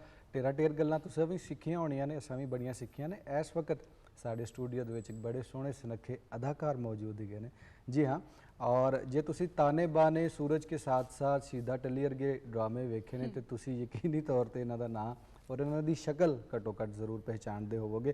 जमशीद असलम फलवार साहब साढ़े नाल मौजूद ने। अस्सलाम वालेकुम जी। जी वालेकुम सलाम जी। कैसी तबीयत है तुहाडी? जी मुड़ के अपने घर आके कैसा लग रहा है? जी बहुत अच्छा जी। इस टीवी तो बड़ियां इज्जतां मिलियां ने जी, बड़ियां इज्जतां और बड़ियां यादां भी जुड़ियां ने। और अज तो किन्ने ही वरे पहले इसे ही टेलीविजन तो तुसां स्टार्ट लिया अदाकारी दा ते मुड़ के फिर उत्थे आ गए और विच गैप भी ओ भी जाणांगे ਕਿ ਗੈਪ ਕਿਉਂ ਆਇਆ, ਇਹ ਵੀ ਜਾਣਾਂਗੇ ਕਿ ਸਟਾਰਟ ਕਿਵੇਂ ਹੋਇਆ। ਇਹ ਸਾਰੀਆਂ ਗੱਲਾਂ ਤੁਹਾਡੇ ਨਾਲ ਅੱਜ ਅਸੀਂ ਕਰਨੀਆਂ ਨੇ ਔਰ ਤੁਹਾਨੂੰ ਵੇਖ ਕੇ ਅੱਛਾ ਵੀ ਲੱਗ ਰਿਹਾ ਜੀ। ਮਿਹਰਬਾਨੀ। ਤੇ ਕਿਸ ਤਰ੍ਹਾਂ ਇਹ ਸਾਰਾ ਸਿਲਸਿਲਾ ਹੋਇਆ? ਸਿਆਲਕੋਟ 'ਚ ਗਾਲਬਨ ਤੁਹਾਡੀ ਪੈਦਾਇਸ਼ ਹੋਈ ਹੈ ਔਰ ਫਿਰ ਉਸ ਤੋਂ ਬਾਅਦ ਲਾਹੌਰ ਤੁਹਾਡੀ ਸਾਰੀ ਜ਼ਿੰਦਗੀ ਫੌਰਨ ਗੁਜ਼ਰੀ ਬਾਅਦ ਲਾਹੌਰ, ਫਿਰ ਉਸ ਤੋਂ ਬਾਅਦ ਹਾਂਜੀ ਵਾਲਦੈਨ ਆ ਗਏ। ਤੇ ਕਿਵੇਂ ਸੋਚਿਆ? ਉਹ ਜਿਹੜਾ ਦੌਰ ਸੀ ਉਹਦੇ ਵਿੱਚ ਮੁਸ਼ਕਿਲ ਨਾਲ ਹੀ ਘਰ ਦੇ ਇਜਾਜ਼ਤ ਦਿੰਦੇ ਹੋਣੇ ਨੇ ਕਿ ਤੁਸੀਂ ਕੋਈ ਅਦਾਕਾਰ ਬਣ ਜਾਓ, ਜਾਂ ਉਹ ਤੇ ਹੁਣ ਵੀ ਮੁਸ਼ਕਿਲ ਨਾਲ ਹੀ ਵੈਸੇ ਦਿੰਦੇ ਨੇ। ਤੇ ਉਦੋਂ ਤੁਸੀਂ ਕਿਵੇਂ ਸੋਚਿਆ ਕਿ ਤੁਹਾਨੂੰ ਅਦਾਕਾਰੀ ਕਰਨੀ ਚਾਹੀਦੀ ਹੈ? ਮੈਂ ਮੈਟ੍ਰਿਕ ਦੇ ਪੇਪਰ ਤੋਂ ਬਾਅਦ ਪਹਿਲਾ ਡਰਾਮਾ ਕੀਤਾ 99 ਦੇ ਵਿੱਚ। ਠੀਕ ਹੈ। ਤਾਰੀਖੀ ਡਰਾਮਾ ਸੀ। ਵਾਲੇ ਸਾਹਿਬ ਨੇ ਮੁਖਾਲਫਤ ਕੀਤੀ, ਲੇਕਿਨ ਉਸ ਡਰਾਮੇ ਦੇ ਵਿੱਚ ਔਨ 에ਅਰ ਜਦੋਂ ਉਹ ਚੱਲਿਆ ਤੇ ਉਹਦੇ ਵਿੱਚ ਮੈਂ ਕਬੀ ਖਾਨ ਨੂੰ ਅਰੈਸਟ ਕਰਕੇ, ਅਕਬਰ ਬਾਦਸ਼ਾਹ ਤੇ ਉਹ ਡਰਾਮਾ ਸੀ, ਤੇ ਉਹਦੇ ਵਿੱਚ ਸੀਨ ਇਹ ਸੀ ਕਿ ਮੈਂ ਕਬੀ ਖਾਨ ਨੂੰ ਸੰਗਲਾਂ ਦੇ ਵਿੱਚ ਬੰਨ੍ਹ ਕੇ ਤੇ ਬਾਦਸ਼ਾਹ ਦੇ ਸਾਹਮਣੇ ਪੇਸ਼ ਕਰ ਰਿਹਾ। ਅੱਛਾ। ਉਹ ਜਦੋਂ ਵਾਲੇ ਸਾਹਿਬ ਨੇ ਵੇਖਿਆ, ਘਰ ਵਾਲਿਆਂ ਨੇ ਵੇਖਿਆ, ਤੇ ਉਹ ਕਬੀ ਖਾਨ ਇੱਕ ਫੇਮ ਸੀ। ਉਹ ਨਵਾਂ ਉਹਨਾਂ ਦਾ ਅੰਧੇਰਾ ਉਜਾਲਾ ਖਤਮ ਹੋਇਆ ਸੀ, ਅਲੀ ਬੜਾ ਉਹਨਾਂ ਦਾ। ਵਾਲੇ ਸਾਹਿਬ ਨੇ ਕਿਹਾ ਕਿ ਕੰਮ ਤੇ ਮਾੜਾ ਨਹੀਂ ਹੈ, ਕਬੀ ਖਾਨ ਕਵੀ ਸਾਹਿਬ ਨੇ ਗ੍ਰਿਫਤਾਰ ਕਰ ਲਿਆ। ਔਰ ਇਹ ਡਰਾਮਾ ਜਿਹੜਾ ਤਾਰੀਖੀ ਤੁਸੀਂ ਦੱਸ ਰਹੇ ਹੋ ਦਾ ਕੀ ਟਾਈਟਲ ਕੀ ਸੀ ਭਲਾ, ਕਾਹਦੇ ਬਾਰੇ ਸੀ? ਇਹ ਤਾਰੀਖੀ ਡਰਾਮੇ ਸਨ, ਪੀਟੀਵੀ ਸਪੈਸ਼ਲ ਲੌਂਗ ਪਲੇ ਉਦੋਂ। ਅੱਛਾ। ਲੇਕਿਨ ਉਹਦੀ ਪਿਛਲੀ ਤੁਸੀਂ ਕਹਾਣੀ ਸਾਨੂੰ ਦੱਸੀ ਨਹੀਂ ਕਿ ਜ਼ਾਹਿਰ ਹੈ ਇੱਕ ਮੁਸ਼ਕਿਲ ਦੌਰ ਸੀ ਉਦੋਂ ਟੀਵੀ ਦੇ ਵਿੱਚ ਆਣਾ ਔਰ ਫਿਰ ਅਦਾਕਾਰੀ ਕਰਨਾ, ਤੇ ਇੱਕਦਮ ਤੇ ਜ਼ਾਹਿਰ ਨਹੀਂ ਕੋਈ ਸਟੇਜ ਦੇ ਉੱਤੇ ਚਾੜ ਦਿੰਦਾ ਕਿ ਵੀ ਅਦਾਕਾਰੀ ਕਰ ਲਓ। ਉਹਦੇ ਪਿਛਲੇ ਵਾਲੀ ਥੋੜੀ ਜਿਹੀ ਸਟਰਗਲ ਜਿਹੜੀ ਹੈ ਉਹ ਸਾਡੇ ਨਾਲ ਸਾਂਝੀ ਕਰੋ। ਜੀ ਸਟਰਗਲ ਬਸ ਸ਼ੌਕ ਸੀ, ਮੈਂ ਸ਼ੌਕੀ ਅਦਾਕਾਰ ਬਣਿਆ। ਉਸ ਤੋਂ ਬਾਅਦ ਫਿਰ ਮੈਂ ਮੁਸਲਸਲ ਪੀਟੀਵੀ ਐਨਸੀ ਜਿਵੇਂ ਮੇਰਾ ਘਰ ਹੈ। ਅੱਛਾ। ਰੋਜ਼ਾਨਾ ਮੈਂ ਪੀਟੀਵੀ ਪੰਜਾਬੀ ਦੇ ਡਰਾਮੇ ਨੇ, ਉਹਨਾਂ ਦੇ ਹਵਾਲੇ ਨਾਲ ਜ਼ਰਾ ਸਾਨੂੰ ਦੱਸੋ। ਉਸ ਤੋਂ ਬਾਅਦ ਫਿਰ 90 ਦੇ ਵਿੱਚ ਇਲੈਕਸ਼ਨ ਸਨ, 90 ਦੇ ਵਿੱਚ। ਅੱਛਾ। ਉਹਦੇ ਵਿੱਚ ਸ਼ਹੀਦਾ ਟੱਲੀ, ਅਲੀ ਇਜਾਜ਼ ਸਾਹਿਬ ਦੇ ਨਾਲ, ਉਹਨਾਂ ਦੇ ਨਾਲ ਥਰੂ ਆਊਟ ਸ਼ਹੀਦਾ ਟੱਲੀ ਦੇ ਵਿੱਚ ਕੰਮ ਕੀਤਾ। ਉਸ ਤੋਂ ਬਾਅਦ ਸ਼ੌਕ ਵੱਧਦਾ ਗਿਆ ਤੇ ਫਿਰ ਅਸੀਂ ਕਰਦੇ ਰਹੇ। ਲੇਕਿਨ ਉਹਦੇ ਵਿੱਚ ਪੀਟੀਵੀ ਤੋਂ ਜਿਹੜਾ ਇੱਕ ਰਾਬਤਾ ਜਿਹੜਾ ਖਤਮ ਹੋਇਆ ਡਰਾਮਿਆਂ ਦਾ, ਉਹ ਇਹ ਸੀ ਕਿ ਮੈਂ 92 ਦੇ ਵਿੱਚ ਗ੍ਰੈਜੂਏਸ਼ਨ ਕੀਤਾ ਇਸਲਾਮਿਕ ਕਾਲਜ ਸਿਵਲ ਲਾਈਨ ਤੋਂ। ਉਸ ਤੋਂ ਬਾਅਦ ਮੈਨੂੰ ਸਰਕਾਰੀ ਜੌਬ ਮਿਲ ਗਈ ਵਾਪਡਾ ਦੇ ਵਿੱਚ। ਅੱਛਾ। ਮੈਂ ਫਿਰ ਉਹ ਜੌਬ ਜੁਆਇਨ ਕਰ ਲਈ ਇਸ ਵਾਸਤੇ ਪੀਟੀਵੀ ਤੋਂ। ਤੇ ਫਿਰ ਅਦਾਕਾਰੀ ਆਰਜ਼ੀ ਤੌਰ ਤੇ ਅਦਾਕਾਰੀ ਮਤਲਬ ਕਿ ਇੱਕ ਸ਼ੌਕ ਸੀ, ਸ਼ੌਕ ਨਾਲ ਕੀਤੀ। ਸ਼ੌਕ ਨਾਲ ਕੀਤਾ। ਠੀਕ ਹੈ। ਤੇ ਜਦੋਂ ਤੁਸੀਂ ਸ਼ੁਰੂਆਤ ਕੀਤੀ ਤੇ ਕਿੰਨਾ ਕੋਲੋਂ ਮੁਤਾਸਿਰ ਸੀ, ਕਿਹੜੇ ਅਦਾਕਾਰ ਸਨ ਜਿਹਨੂੰ ਤੁਸੀਂ ਆਪਣਾ ਉਸਤਾਦ ਮੰਨਦੇ ਹੋ? ਅਦਾਕਾਰ ਫਿਰਦੌਸ ਜਮਾਲ ਅੱਛਾ। ਸਨ ਉਦੋਂ, ਕਬੀ ਖਾਨ, ਅੰਧੇਰਾ ਉਜਾਲਾ ਬਹੁਤ ਅਰੂਜ ਤੇ ਸੀ। ਮਤਲਬ ਇਹ ਉਹ ਦੌਰ ਸੀ ਜਦੋਂ ਪੀਟੀਵੀ ਬਹੁਤ ਅਰੂਜ ਤੇ ਸੀ। ਉਹ ਤੇ ਕੋਈ ਚੈਨਲ ਹੈ ਨਹੀਂ ਸੀ। ਇਹ ਤਾਂ ਪਿਛਲੀ ਸਦੀ ਦੀ ਗੱਲ ਹੈ ਨਾ ਜੀ। ਇਸ ਸਦੀ 'ਚ ਤੇ ਦੁਨੀਆ ਡਿਜੀਟਲ 'ਚ ਆ ਗਈ ਨਾ। ਤੇ ਉਹ ਬੜੇ ਅੱਛੇ ਪੀਟੀਵੀ ਦੇ ਮਾਸ਼ਾਅੱਲਾ ਬੜੀਆਂ ਰੌਣਕਾਂ ਹੁੰਦੀਆਂ ਸਨ ਪੀਟੀਵੀ ਦੇ ਵਿੱਚ, ਔਰ ਬੜਾ ਮਾਸ਼ਾਅੱਲਾ ਇੱਥੇ ਦਿਲ ਲੱਗਦਾ ਸੀ, ਘਰ ਜਾਣ ਨੂੰ ਦਿਲ ਹੀ ਨਹੀਂ ਸੀ ਕਰਦਾ। ਅੱਛਾ। ਹਾਂਜੀ, ਚਲੋ ਵਧੀਆ ਹੋ ਗਿਆ। ਅੱਛਾ, ਜਿਹੜਾ ਤੁਸੀਂ ਦੱਸਿਆ ਕਿ ਸ਼ੌਕ ਸੀ ਔਰ ਮੁੜ ਕੇ ਫਿਰ ਤੁਹਾਨੂੰ ਜੌਬ ਮਿਲ ਗਈ ਵਾਪਡਾ 'ਚ, ਤੇ ਤੁਸੀਂ ਕਿਹਾ ਕਿ ਅੱਲਾ ਹਾਫਿਜ਼ ਫਿਰ ਅਦਾਕਾਰੀ ਨੂੰ ਕਰ ਦਿੰਦੇ ਆ ਤੇ ਨਿਕਲ ਜਾਂਦੇ ਆ। ਲੇਕਿਨ ਉਹ ਜਿਹੜਾ ਪਹਿਲੀ ਦਫਾ ਕੈਮਰਾ ਫੇਸ ਕਰਨਾ ਹੁੰਦਾ ਹੈ ਜਾਂ ਅਦਾਕਾਰੀ ਕਰਨਾ ਹੁੰਦਾ ਹੈ, ਉਹ ਯਕੀਨੀ ਤੌਰ ਤੇ ਕੋਈ ਵੀ ਕੰਮ ਤੁਸੀਂ ਪਹਿਲੀ ਦਫਾ ਕਰਦੇ ਹੋ ਥੋੜਾ ਮੁਸ਼ਕਿਲ ਲੱਗਦਾ ਹੈ, ਜਾਂ ਇੱਕ ਖਾਸ ਕਿਸਮ ਦੀ ਕਨਫਿਊਜ਼ਨ, ਘਬਰਾਹਟ, ਜਾਂ ਕੋਈ ਲੱਤਾਂ ਛੱਤਾਂ ਕੰਬੀਆਂ, ਕੀ ਹੋਇਆ? ਐਸਾ ਹੀ ਐਸਾ। ਕੰਬਰਲੀ ਸ਼ਾਹ ਸਾਹਿਬ ਦਾ ਇੱਕ ਡਰਾਮਾ ਸੀ ਅੱਜ ਦੀ ਕਹਾਣੀ ਪੰਜਾਬੀ। ਉਹਦੇ ਵਿੱਚ ਪਹਿਲੀ ਵਾਰੀ ਮੈਨੂੰ ਤਿੰਨ ਕੁ ਲਾਈਨਾਂ ਸਨ। ਉਹਦੇ ਵਿੱਚ ਮੈਂ ਬਿਲਕੁਲ ਪਸੀਨਾ ਸਿਰ ਤੋਂ ਲੈ ਕੇ ਪੈਰ ਤੱਕ ਪਸੀਨਾ, ਔਰ ਬੜਾ ਉਹ ਪ੍ਰੈਸ਼ਰ ਸੀ ਕੈਮਰਿਆਂ ਦਾ, ਔਰ ਇਹ ਉਹ ਸਾਰਾ ਇੱਕ ਹੁੰਦਾ ਨਾ, ਉਹ ਹੈ ਫੀਲਿੰਗ ਸੀ। ਉਹ ਹੈ। ਅੱਛਾ। ਕੋਈ ਐਸਾ ਕਿਰਦਾਰ ਜਿਹੜਾ ਦਿਲ ਕਰਦਾ ਹੈ ਕਿ ਮੈਂ ਇਹ ਕਰਨਾ ਹੈ, ਜਾਂ ਕੋਈ ਐਸੀ ਐਕਟਰੈਸ ਕਿ ਮੈਂ ਸ਼ੌਕ ਹੋਵੇ ਕਿ ਮੈਂ ਇਹਦੇ ਨਾਲ ਕੰਮ ਕਰਨਾ ਹੈ? ਹਰ ਐਕਟਰ ਦੀ ਕੋਸ਼ਿਸ਼ ਹੁੰਦੀ ਕਿ ਉਹਨੂੰ ਅੱਛੇ ਤੋਂ ਅੱਛਾ ਕਿਰਦਾਰ ਮਿਲੇ। ਲੇਕਿਨ ਜਿਹੜੀ ਮੇਰੀ ਇੱਕ ਪੁਲਿਸ ਆਫੀਸਰ ਦਾ ਜਿਹੜਾ ਮੇਰੀ ਖੁਆਇਸ਼ ਰਹੀ, ਲੇਕਿਨ ਉਹ ਨਹੀਂ, ਮੈਂ ਪੁਲਿਸ ਦੇ ਕੀਤੇ ਹੈ ਨੇ ਰੋਲ, ਲੇਕਿਨ ਐਜ਼ ਏ ਕੋਈ ਐਡਾ ਕੰਟੀਨਿਊਟੀ ਵਾਲਾ ਰੋਲ ਜਿਹੜਾ ਨਾ, ਉਹ ਮੇਰੀ ਖੁਆਇਸ਼ ਰਹੀ ਕਿ ਮੈਂ। ਸਹੀ। ਤੇ ਐਕਟਰਸ ਤੇ ਮੈਂ ਜ਼ਿਆਦਾਤਰ ਸ਼ਕੀਲਾ ਕੁਰੈਸ਼ੀ ਸਾਹਿਬਾ ਦੇ ਨਾਲ ਮੈਂ ਕਾਫੀ ਪਲੇ ਕੀਤੇ ਨੇ। ਬਹੁਤ ਮਿਹਰਬਾਨੀ ਜਮਸ਼ੇਦ ਸਾਹਿਬ, ਤੁਸੀਂ ਆਏ ਫਿਰ ਕਿਸੇ ਪ੍ਰੋਗਰਾਮ ਵਿੱਚ ਔਰ ਫਿਰ ਟੈਲੀਵਿਜ਼ਨ 'ਚ ਡਰਾਮੇ 'ਚ ਤੁਹਾਨੂੰ ਵੇਖਾਂਗੇ। ਬੜੀ ਮਿਹਰਬਾਨੀ, ਬਹੁਤ ਸ਼ੁਕਰੀਆ। ਹੁਣ ਵੇਲਾ ਹੋ ਗਿਆ ਕਿ ਨਿੱਕੇ ਜਿਹੇ ਬ੍ਰੇਕ ਦਾ। ਬ੍ਰੇਕ ਤੇ ਜਾਵਾਂਗੇ, ਮੁੜ ਕੇ ਵਾਪਸ ਆਵਾਂਗੇ ਤੇ ਰਹਿਣਾ ਤੁਸੀਂ ਸਾਡੇ ਨਾਲ ਹੈ।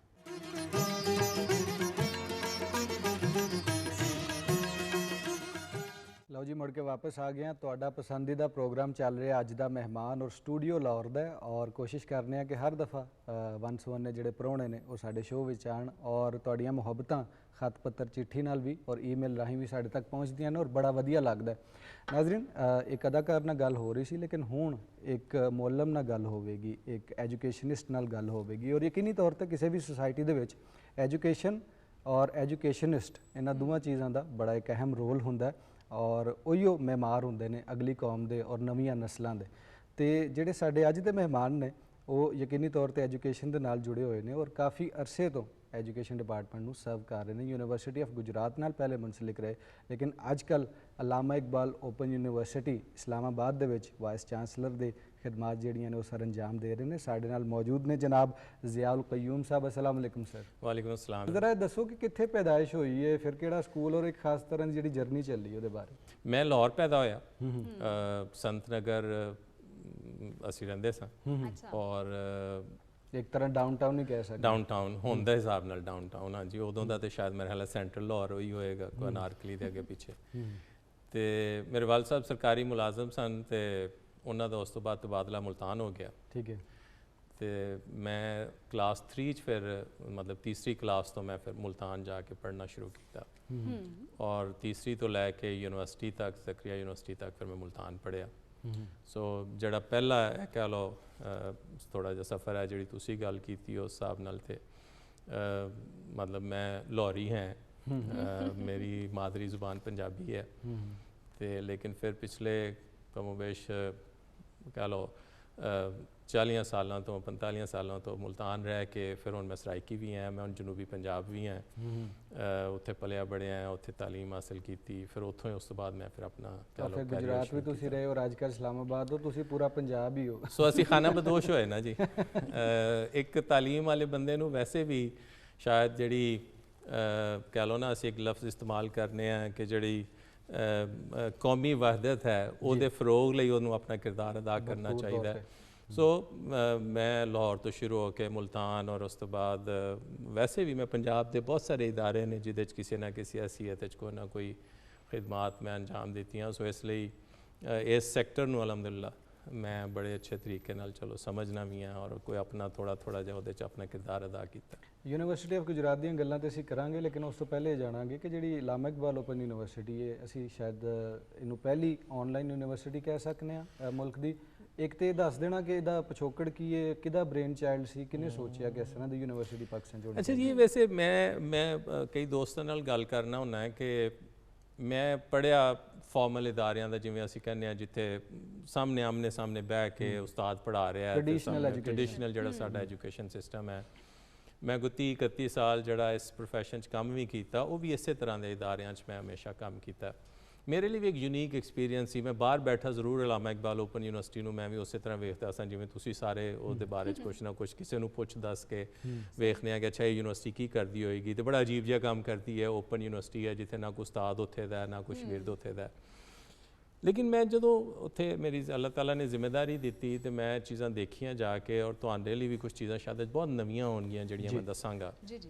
1974 'ਚ ਇੱਕ ਯੂਨੀਵਰਸਿਟੀ ਬਣੇ ਜਦੋਂ ਪਾਕਿਸਤਾਨ 'ਚ ਖਾਲ ਯੂਨੀਵਰਸਿਟੀਆਂ ਸਨ, ਚੰਦ ਯੂਨੀਵਰਸਿਟੀਆਂ ਸੀ। ਮਤਲਬ ਇਸਲਾਮਾਬਾਦ ਦੀ ਹੱਦ ਤੱਕ ਤਾਂ ਅਸੀਂ ਕਹੀਏ ਤੇ ਕਾਇਦ ਆਜ਼ਮ ਯੂਨੀਵਰਸਿਟੀ ਹੋਏਗੀ, ਫਿਰ ਅਸੀਂ ਕਹੀਏ ਤੇ ਪੰਜਾਬ ਯੂਨੀਵਰਸਿਟੀ ਹੋਏਗੀ। ਚਲੋ, ਔਰ ਪੰਜਾਬ ਯੂਨੀਵਰਸਿਟੀ ਅੱਧੇ ਪੰਜਾਬ ਦੀ ਅਫੀਲੀਏਸ਼ਨ ਵੀ ਕਾਲਜਾਂ ਦੀ ਪੰਜਾਬ ਯੂਨੀਵਰਸਿਟੀ ਨਾਲ ਹੀ ਉਦੋਂ ਵੀ ਹੁੰਦੀ ਸੀ।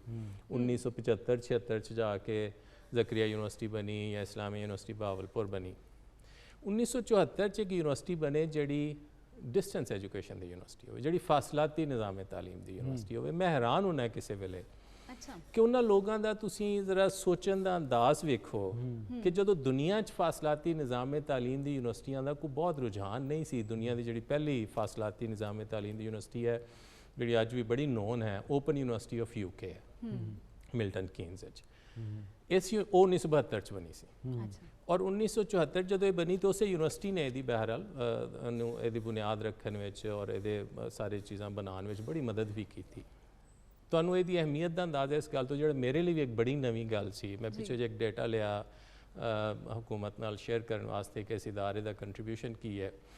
ਇੱਕ ਤਰਫ ਤੇ ਏਸ਼ੀਆ ਦੀ ਦੂਸਰੀ ਬੜੀ ਯੂਨੀਵਰਸਿਟੀ ਹੈ ਐਨਰੋਲਮੈਂਟ ਦੇ ਇਤਬਾਰ ਨਾਲ। ਅੱਛਾ ਅੱਛਾ ਤਕਰੀਬਨ ਕੋਈ 1.2 ਮਿਲੀਅਨ ਤਲਬਾ ਤਾਲਬਾਤ ਸਾਡੇ ਨਾਲ ਪੜ੍ਹਦੇ ਨੇ, ਬੱਚੇ ਬੱਚੀਆਂ ਪੜ੍ਹਦੇ ਨੇ।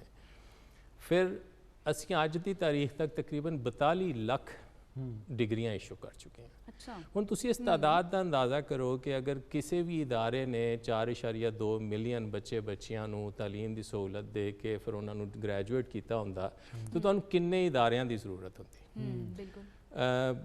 ਫਿਰ ਉਹ ਬੱਚੇ ਬੱਚੀਆਂ ਜਿਹੜੇ ਪਾਕਿਸਤਾਨ ਦੇ ਤੂਲੋ ਅਰਜ਼ ਨੇ, ਜਿਹੜੇ ਅਦਰਵਾਈਜ਼ ਜਾਂ ਤੇ ਉੱਥੇ ਕੋਈ ਯੂਨੀਵਰਸਿਟੀ ਕੋਈ ਨਹੀਂ, ਜਾਂ ਕੋਈ ਸਕੂਲ ਕੋਈ ਨਹੀਂ, ਜਾਂ ਕੋਈ ਕਾਲਜ ਕੋਈ ਨਹੀਂ, ਜਾਂ ਫਿਰ ਉਹ ਬੱਚੇ ਬੱਚੀਆਂ ਆਪਣੀ ਕਿਸੇ ਵੀ ਵਜ੍ਹਾ ਤੋਂ, ਕਿਸੇ ਮੁਸ਼ਕਿਲ ਦੀ ਵਜ੍ਹਾ ਤੋਂ ਕਿਸੇ ਜਗ੍ਹਾ ਤੇ ਆ ਕੇ ਕਿਸੇ ਇਦਾਰੇ 'ਚ ਆਪਣੀ ਤਾਲੀਮ ਜਾਰੀ ਨਹੀਂ ਰੱਖ ਸਕਦੇ। ਮਤਲਬ ਮੈਂ ਬੜੇ ਰਿਮੋਟ ਏਰੀਆਜ਼, ਗਿਲਗਿਤ ਬਲਤਿਸਤਾਨ ਗਿਆ, ਮੈਂ ਆਜ਼ਾਦ ਕਸ਼ਮੀਰ ਦੇ ਬੜੇ ਰਿਮੋਟ ਏਰੀਆਜ਼ ਤੱਕ ਗਿਆ, ਮੈਂ ਬਲੋਚਿਸਤਾਨ ਈਵਨ ਮਤਲਬ ਖਾਰਾਨ ਤੱਕ ਗਿਆ।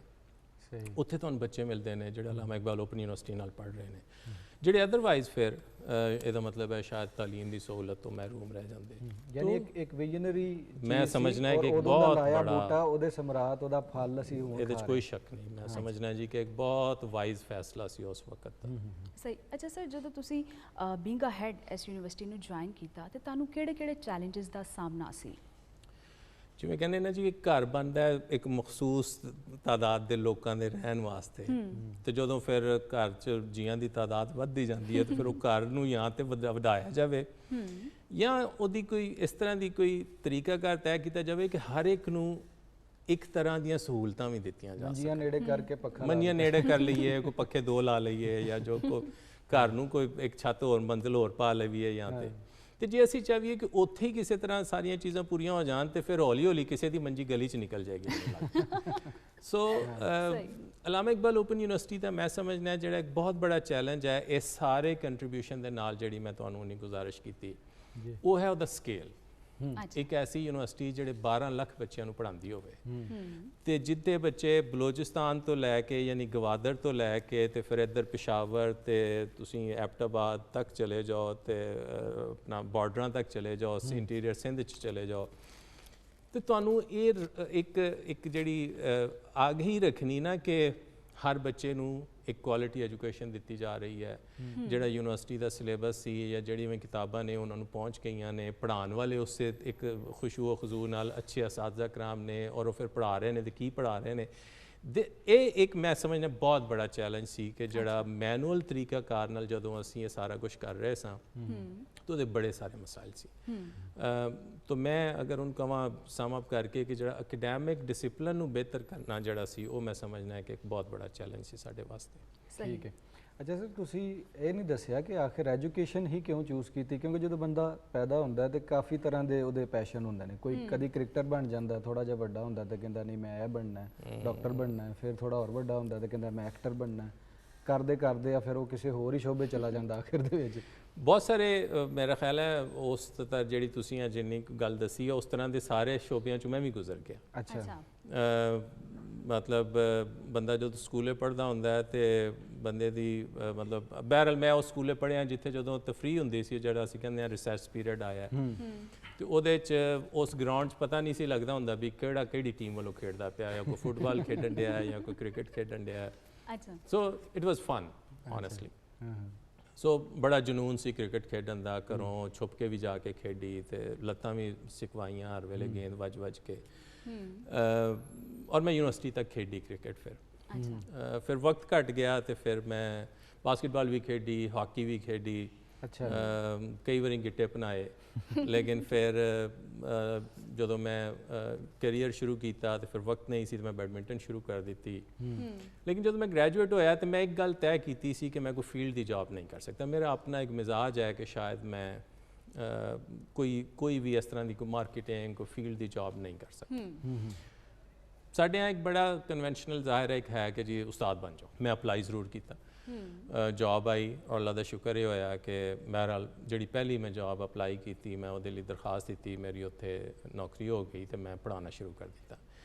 पढ़ाने नूं मैं इंजॉय पढ़ांदियां होया कीता। फिर बड़ी सच्ची गल है कि मैं महसूस किया कि अगर तुसी इस क्लास बंदा कोई तैयारी करके जाके पढ़ाए और ਜਿਹੜੇ ਸਾਹਮਣੇ ਕੋਈ ਬੈਠੇ ਨੇ, ਅਗਰ ਉਹਨਾਂ ਨੂੰ ਕੋਈ ਦੋ ਗੱਲਾਂ ਕਿਸੇ ਉਸਤਾਦ ਦੀਆਂ ਸਮਝ ਆ ਗਈਆਂ ਤੇ ਜਿਹੜੀ ਉਹਨਾਂ ਦੇ ਚਿਹਰੇ ਤੇ ਇੱਕ ਹੁੰਦੀ ਨਾ ਇੱਕ ਬੰਦਾ ਪੜ੍ਹ ਸਕਦਾ ਹੈ ਕਿ ਅੱਛਾ ਬੜੀ ਇਤਮਾਨਾਨ ਜਾਂ ਇੱਕ ਤਮਾਨੀਅਤ ਹੁੰਦੀ ਉਹਨਾਂ ਦੇ ਫਿਰ ਬੰਦੇ ਨੂੰ ਇੱਕ ਅਹਿਸਾਸ ਹੁੰਦਾ ਹੈ ਕਿ ਅੱਛਾ ਮੈਂ ਕੋਈ ਥੋੜਾ ਜਿਹਾ ਕੰਮ ਕਰ ਪਾਇਆ ਕਿਸੇ ਦੀ ਜ਼ਿੰਦਗੀ 'ਚ ਬਿਹਤਰੀ ਲਿਆਉਣ ਵਾਸਤੇ ਸੋ ਮੈਂ ਆਪਣੇ ਇਸ ਪ੍ਰੋਫੈਸ਼ਨ ਨੂੰ ਬਹਿਰਹਾਲ ਉਹਦੇ 'ਚ ਕੰਮ ਕਰਦਿਆਂ ਇੰਜੋਏ ਕਰਨਾ ਸ਼ੁਰੂ ਕੀਤਾ and now I really love whatever am doing ਜ਼ਬਰਦਸਤ ਤੇ we also love and we are also very proud ਕਿ ਵਟ ਯੂ ਆਰ ਡੂਇੰਗ ਅੱਛਾ ਸਰ ਮੈਨੂੰ ਇਹ ਦੱਸ ਦਿਓ ਚਲੋ ਤੁਸੀਂ ਯੂਨੀਵਰਸਿਟੀ ਆਫ ਗੁਜਰਾਤ ਨਾਲ ਵੀ ਅਟੈਚ ਰਹੇ ਹੋ ਤੇ ਤੁਹਾਨੂੰ ਇਹਨਾਂ ਦੋਵਾਂ ਯੂਨੀਵਰਸਿਟੀਆਂ 'ਚ ਕੀ ਡਿਫਰੈਂਸ ਸੀ ਕਿ ਇਹਨਾਂ ਦੇ ਮਤਲਬ ਤਰੀਕੇ ਸੀ ਕੀ ਡਿਫਰੈਂਟ ਸੀ ਉਹ ਸਾਨੂੰ ਜ਼ਰਾ ਦੱਸ ਦਿਓ ਚਲੋ ਟ੍ਰੈਡੀਸ਼ਨਲੀ ਹਾਂ देखिए ट्रेडिशनल ਦਾ ਮੈਂ ਜਿਵੇਂ ਗੁਜ਼ਾਰਿਸ਼ ਕੀਤੀ ਨਾ ਕਿ ਬਾਕੀ ਗੁਜਰਾਤ ਯੂਨੀਵਰਸਿਟੀ ਆਫ ਗੁਜਰਾਤ ਉਸੇ ਤਰ੍ਹਾਂ ਦੀ ਯੂਨੀਵਰਸਿਟੀ ਹੈ ਜਿਹੋ ਜਿਹੀਆਂ ਯੂਨੀਵਰਸਿਟੀਆਂ ਮੈਂ ਪੜ੍ਹਿਆ ਸਾਂ ਜਿੱਥੇ ਮੈਂ ਤਕਰੀਬਨ ਪਿਛਲੇ 25-26 ਸਾਲ ਪੜ੍ਹਾਇਆ ਹੈ ਜ਼ਾਹਿਰ ਉਸ ਤਰ੍ਹਾਂ ਦੀ ਇੱਕ ਯੂਨੀਵਰਸਿਟੀ ਸੀ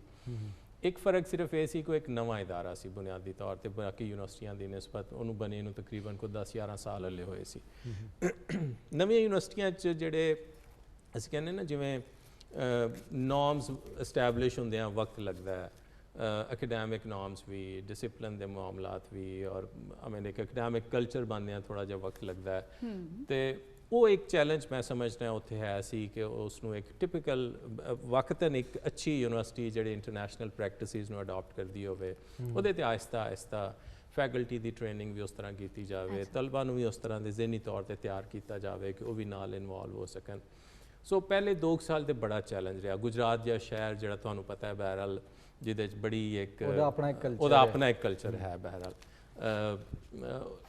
ਲੇਕਿਨ ਅਲਹਮਦੁਲਿਲਾ ਜਦੋਂ ਮੈਂ ਉੱਥੋਂ 4 ਸਾਲ ਬਾਅਦ ਨਿਕਲਿਆ ਮੈਨੂੰ ਇੱਕ ਤਮਾਨੀਅਤ ਹੈ ਕਿ ਅਸੀਂ ਉਸ ਯੂਨੀਵਰਸਿਟੀ ਦੇ ਬਿਹਤਰੀ 'ਚ ਥੋੜਾ ਜਿਹਾ ਕੋਈ ਕਿਰਦਾਰ ਅਦਾ ਕਰ ਸਕੇ ਹਾਂ ਔਰ ਅਲਹਮਦੁਲਿਲਾ ਉਹ ਆਪਣੇ ਇੱਕ ਟਰੈਕ ਤੇ ਚੱਲ ਰਹੀ ਹੈ ਜਦਕਿ अलामा इकबाल ओपन यूनिवर्सिटी का चूँकि बिल्कुल पढ़ाने का तरीकाकार ही मुख्तलिफ है लेकिन अल्लाह का शुक्रिया होया मैं चूँकि थोड़ा जहा मेरा बैकग्राउंड टेक्नोलॉजी का रहा है और मैं इस तरह के काम चलो पहले करता रहा सा तो असी एक अपना लाएअमल तरतीब दिता कि इस यूनिवर्सिटी का जिन्ना बड़ा असी एक प्राइड लैने हैं कि जी एक मैं ऐसी यूनिवर्सिटी का VC हाँ अल्लाह का शुक्र है जी पाकिस्तान की सब तो बड़ी जामिया है ਜਿਹੜੀ ਏਸ਼ੀਆ ਦੀ ਦੂਸਰੀ ਬੜੀ ਜਾਮਿਆ ਹੈ ਤੇ ਉਨੀ ਬੜੀ ਇੱਕ ਜ਼ਿੰਮੇਵਾਰੀ ਵੀ ਸਾਡੇ ਤੇ ਆਉਂਦੀ ਹੈ ਕਿ ਇਹਦਾ ਮਤਲਬ ਇਹ ਹੈ ਕਿ ਅਸੀਂ ਇੰਨੇ ਸਾਰੇ ਤਲਬਾ ਤਾਲਬਾਤ ਨੂੰ ਅੱਛੀ ਤਾਲੀਮ ਦੇਣ ਦੇ ਵੀ ਜ਼ਿੰਮੇਦਾਰ ਹਾਂ ਬਿਲਕੁਲ ਕਿ ਪਾਕਿਸਤਾਨ ਦੇ ਹਾਇਰ ਐਜੂਕੇਸ਼ਨ ਸੈਕਟਰ 'ਚ ਕੋਈ 20 ਲੱਖ ਦੇ ਕਰੀਬ ਬੱਚੇ ਬੱਚੀਆਂ ਪੜ੍ਹਦੇ ਨੇ ਤੇ ਜੇ 12 ਲੱਖ ਮੇਰੇ ਕੋਲ ਪੜ੍ਹਦੇ ਨੇ ਤੇ ਇਹਦਾ ਮਤਲਬ ਹੈ ਕਿ ਸਾਰਿਆਂ ਦੇ ਬਰਾਬਰ ਦੀ ਤਕਰੀਬਨ ਇੱਕ ਜ਼ਿੰਮੇਵਾਰੀ ਇਸ ਇਦਾਰੇ ਤੇ ਵੀ ਆਉਂਦੀ ਹੈ ਬਿਲਕੁਲ ਸੋ ਉਹਦੇ ਲਈ ਅਸੀਂ ਪਿਛਲੇ 2 ਸਾਲ ਅਲਹਮਦੁਲਿਲਾ ਬਹੁਤ ਮਿਹਨਤ ਕੀਤੀ ਮੈਂ ਮੇਰੇ ਦੋਸਤਾਂ ਨੇ ਜਿਹੜੇ ਮੇਰੇ ਨਾਲ ਕੰਮ ਕਰਦੇ ਨੇ ਅਸਾਤਜ਼ਾ ਕਰਾਮ ਜਿਹੜੇ ਮੇਰੇ ਨਾਲ ਕੰਮ ਕਰਦੇ ਨੇ ਸੋ ਅਸੀਂ ਇੱਕ ਟਰਾਂਸਫਰਮੇਸ਼ਨ ਉਹਦੀ ਹੁਣ ਕੀਤੀ ਹੈ ਡਿਜੀਟਲ ਇੱਕ ਪੂਰੇ ਸੈਟਅਪ ਤੇ ਕੋਵਿਡ ਦੇ ਦਿਨਾਂ ਦੇ ਵਿੱਚ ਤੇ ਬੜਾ ਮਸਲਾ ਹੋਇਆ ਆਨਲਾਈਨ ਸਭ ਨੂੰ ਹੀ ਹੋਣਾ ਪਿਆ ਜਿਹੜੇ ਆਫਲਾਈਨ ਸਨ ਉਹਨਾਂ ਨੂੰ ਵੀ ਆਨਲਾਈਨ ਜਾਣਾ ਪਿਆ ਉਹਦੇ ਵਿੱਚ ਵੀ ਫਿਰ ਬੜੇ ਲਤੀਫੇ ਹੋਏ ਨੇ ਬੱਚਿਆਂ ਨੇ ਕੀ ਕੁਝ ਨਹੀਂ ਕੀਤਾ ਕੰਪਿਊਟਰ ਤੇ ਬਹਿ ਕੇ ਤੇ ਤੁਸੀਂ ਸਾਰਾ ਕੁਝ ਡਿਜੀਟਲਾਈਜ਼ ਕਰ ਦਿੱਤਾ ਔਰ ਬੜੀ ਵਧੀਆ ਇਨਫੋਰਮੇਸ਼ਨ ਵੀ ਦਿੱਤੀ ਹੈ ਕਿ ਕਿਸ ਤਰ੍ਹਾਂ ਇਹ ਯੂਨੀਵਰਸਿਟੀ ਬਾਕੀ ਯੂਨੀਵਰਸਿਟੀਆਂ ਦੇ ਮੁਕਾਬਲੇ ਤੇ ਇਸ ਡਿਪਾਰਟਮੈਂਟ ਵਿੱਚ ਅੱਗੇ ਨਜ਼ਰ ਆਏਗੀ as compare to other universities of Pakistan ਕੇ ਅਸੀਂ ਕਿਸ ਤਰ੍ਹਾਂ ਡਿਜੀਟਲਾਈਜ਼ ਕਰ ਲਿਆ ਔਰ ਪਲੇਜਰਿਜ਼ਮ ਅਸੀਂ ਉਹ 'ਚ ਵੇਖ ਰਹੇ ਹਾਂ ਔਰ ਕਿਸ ਤਰ੍ਹਾਂ ਉਹ ਸਾਰਾ ਕੁਝ ਚੱਲ ਰਿਹਾ ਇਸ ਤੋਂ ਇਲਾਵਾ ਤੁਹਾਨੂੰ ਕੀ ਲੱਗਦਾ ਹੈ ਕਿ ਇਹ ਯੂਨੀਵਰਸਿਟੀ ਨੂੰ ਕਿਸ ਤਰ੍ਹਾਂ ਕੋਈ ਰੋਡ ਮੈਪ ਜਾਂ ਅਗਰ ਤੁਸੀਂ ਦੇ ਸਕੋ ਦੱਸ ਸਕੋ ਕਿ ਕਿਸ ਤਰ੍ਹਾਂ ਵੇਖਦੇ ਹੋ ਇਹਨੂੰ ਅੱਜ ਦੁਨੀਆ 'ਚ ਚਲੋ ਪਾਕਿਸਤਾਨ ਦੀ ਅਸੀਂ ਫਿਲਹਾਲ ਮਿਸਾਲ ਬਾਅਦ 'ਚ ਲੈ ਲੈਂਦੇ ਹਾਂ ਕਿ ਅਸੀਂ ਪ੍ਰੀਪੇਅਰਡ ਨਹੀਂ ਹੋਵਾਂਗੇ Harvard Cambridge Oxford Ivy League यूनिवर्सिटियाँ यूरोपियन यूनिवर्सिटियाँ बहुत सारियाँ ने अपने प्रोग्राम ऑनलाइन कर देते हैं तो क्या आज जो सब स्टैंडर्ड एजुकेशन दे रहे हैं ऐसा नहीं है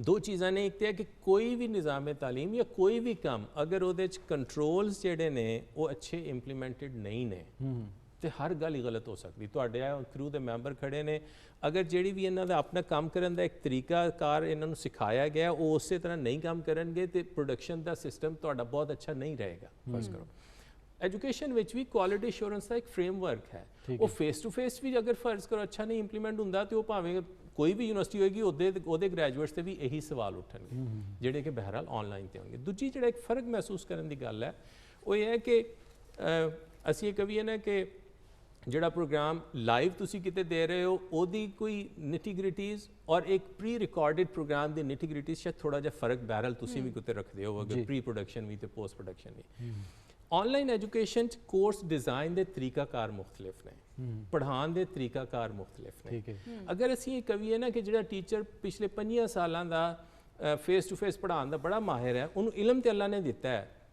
ਲੇਕਿਨ ਆਨਲਾਈਨ ਪੜ੍ਹਾਉਣ ਦੀ ਉਹਦੀ ਟ੍ਰੇਨਿੰਗ ਅਗਰ ਨਹੀਂ ਸੀ ਤੇ ਸਾਨੂੰ ਇਹ ਤਸਲੀਮ ਕਰਨਾ ਚਾਹੀਦਾ ਹੈ ਕਿ ਉਹਨੂੰ ਉਹਦੀ ਟ੍ਰੇਨਿੰਗ ਦੇਣ ਦੀ ਜ਼ਰੂਰਤ ਸੀ, ਉਹਨੂੰ ਉਸ ਤਰ੍ਹਾਂ ਦਾ ਕੰਟੈਂਟ ਪ੍ਰੋਡਿਊਸ ਕਰਨ ਦੀ ਟ੍ਰੇਨਿੰਗ ਦੇਣ ਦੀ ਜ਼ਰੂਰਤ ਸੀ, ਔਰ ਬੱਚੇ ਵੀ ਫਿਰ ਉਸੇ ਤਰ੍ਹਾਂ ਅਡੈਪਟ ਹੋ ਸਕਦੇ। ਬੱਚਿਆਂ ਨੇ ਅਡੈਪਟ ਕੀਤਾ, ਚਲੋ ਤਾਲੀਮੀ ਸਾਲ ਬਚ ਜਾਏ, ਮੈਂ ਸਮਝਦਾ ਫੈਕਲਟੀ ਮੈਂਬਰਸ ਨੇ ਵੀ ਕੀਤਾ।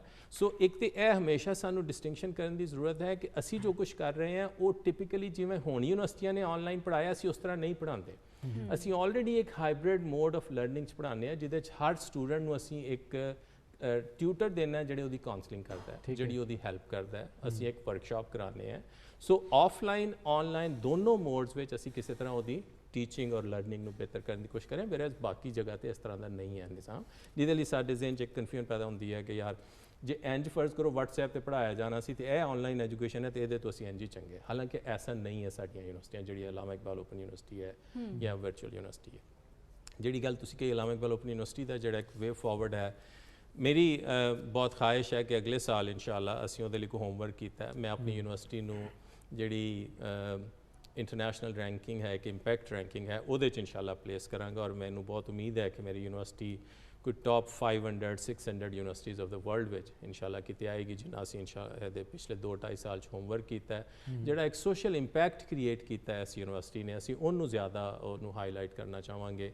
ਔਰ ਉਹਦੇ ਜਿਹੜੇ ਬਾਕੀ SDGs ਦੇ ਗੋਲਸ ਨੇ ਉਹਨਾਂ 'ਤੇ ਕੰਮ ਕਰਦੇ ਹੋਏ ਅਸੀਂ ਇਸ ਯੂਨੀਵਰਸਿਟੀ ਨੂੰ ਇੱਕ ਇੰਟਰਨੈਸ਼ਨਲ ਕੈਨਵਸ 'ਤੇ ਲਿਆਉਣ ਦੀ ਕੋਸ਼ਿਸ਼ ਕਰ ਰਹੇ ਹਾਂ। ਔਰ ਇਸ ਡਿਜੀਟਲ ਟਰਾਂਸਫੋਰਮੇਸ਼ਨ ਨੇ ਤੇ ਸਾਨੂੰ ਮਜ਼ੀਦ ਇਹ ਹੈਲਪ ਕੀਤੀ ਹੈ ਕਿ ਹੁਣ ਗਿਲਗਿਤ 'ਚ ਬੈਠਾ ਬੱਚਾ ਕਰਾਚੀ ਯੂਨੀਵਰਸਿਟੀ ਦੇ ਕਿਸੇ ਉਸਤਾਦ ਤੋਂ ਪੜ੍ਹ ਰਿਹਾ ਹੋਏਗਾ। ਸੋ ਮੈਂ ਤੇ ਉਹਨਾਂ ਨੂੰ ਇਹ ਕਹਿਣਾ ਹੈ ਕਿ ਹੁਣ ਤੇ ਬਲਕਿ ਸਾਡਾ ਤਾਲੀਮੀ ਨਿਜ਼ਾਮ ਮਜ਼ੀਦ ਬਿਹਤਰ ਹੋ ਗਿਆ ਹੈ ਕਿ ਪਹਿਲੇ ਮੈਨੂੰ ਮਜਬੂਰੀ ਇਹ ਸੀ ਕਿ ਜਿਹੜਾ ਗੁਜਰਾਂਵਾਲਾ ਬੱਚਾ ਰਹਿੰਦਾ ਉਹਨੂੰ ਗੁਜਰਾਂਵਾਲੇ ਦਾ ਕੋਈ ਉਸਤਾਦ ਪੜ੍ਹਾਉਣ ਡਿਆ ਹੁੰਦਾ ਸੀ, ਕਿਉਂਕਿ ਉਹਨੇ ਇੰਜ ਕਿਸੇ ਨਾ ਕਿਸੇ ਜਗ੍ਹਾ ਤੇ ਜਦੋਂ ਅਸੀਂ ਦੀ ਕਾਉਂਸਲਿੰਗ ਕਰਦੇ ਸਾਂ ਤੇ ਉਹਨੂੰ ਅਸੀਂ ਕੋਈ ਸੈਂਟਰ ਹਾਇਰ ਕਰਕੇ ਉੱਥੇ ਬੁਲਾਉਂਦੇ ਸਾਂ, ਸਹੀ, ਜਿਹੜਾ ਉਹਦੇ ਨੇੜੇ ਹੋਵੇ, ਜਿਹੜਾ ਉਹਦੇ ਨੇੜੇ ਸੀ। ਇਮਤਿਹਾਨ ਵੀ ਇਸੇ ਤਰ੍ਹਾਂ ਹੁੰਦੇ ਸੀ। ਠੀਕ ਹੈ, ਹੁਣ ਕੋਈ ਇਸ਼ੂ ਨਹੀਂ ਹੈ। ਬੱਚਾ ਫਰਜ਼ ਕਰੋ ਕੋਟਲੀ ਆਜ਼ਾਦ ਕਸ਼ਮੀਰ ਰਹਿੰਦਾ ਹੈ ਤੇ ਉਹਨੂੰ ਪੜ੍ਹਾਉਣ ਵਾਲਾ ਹੋ ਸਕਦਾ ਹੈ ਪੰਜਾਬ ਯੂਨੀਵਰਸਿਟੀ ਦਾ ਕੋਈ ਉਸਤਾਦ ਹੋਵੇ।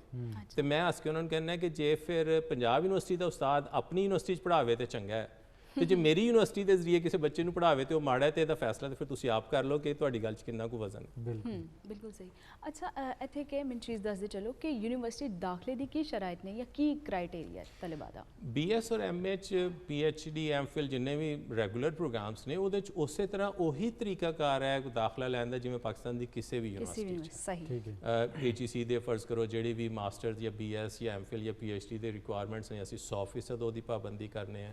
ਮੈਟ੍ਰਿਕ FA BA ਕਰਾਉਂਦੇ ਅਸੀਂ ਉਸੇ ਤਰ੍ਹਾਂ ਕਰਾਉਂਦੇ ਹਾਂ ਜਿਵੇਂ ਬੋਰਡਸ ਮੈਟ੍ਰਿਕ ਜਾਂ FA ਕਰਾਉਂਦੇ ਸੀ ਜਾਂ BA ਫਰਜ਼ ਕਰੋ ਕਿਸੇ ਕਾਲਜ 'ਚੋਂ ਤੁਸੀਂ ਕਰਦੇ ਸੋ ਬਿਲਕੁਲ 100% ਉਹੀ ਕਹਿ ਲਓ ਸਟੈਂਡਰਡਸ ਜਿਹੜੇ ਨੇ ਉਹ ਫੋਲੋ ਕੀਤੇ ਜਾਂਦੇ ਨੇ ਜਿਹੜੇ ਬਾਕੀ ਅਦਾਰਿਆਂ 'ਚ ਫੋਲੋ ਹੁੰਦੇ ਨੇ। ਤੇ ਬੜਾ ਵਧੀਆ ਲੱਗਾ ਸਰ ਤੁਹਾਡੇ ਨਾਲ ਮਿਲ ਕੇ, ਅਲਾਮਾ ਇਕਬਾਲ ਯੂਨੀਵਰਸਿਟੀ ਦਾ ਇਹ ਪੱਖ ਵੇਖ ਕੇ, ਇਹ ਫੇਸ ਵੇਖ ਕੇ। ਤੇ ਅਗਲੀ ਦਫਾ ਫੇਰ ਕਿਤੇ ਬਵਾਂਗੇ, ਫਿਰ ਢੇਰਾਂ ਢੇਰ ਗੱਲਾਂ ਕਰਾਂਗੇ। ਬਹੁਤ ਸ਼ੁਕਰੀਆ।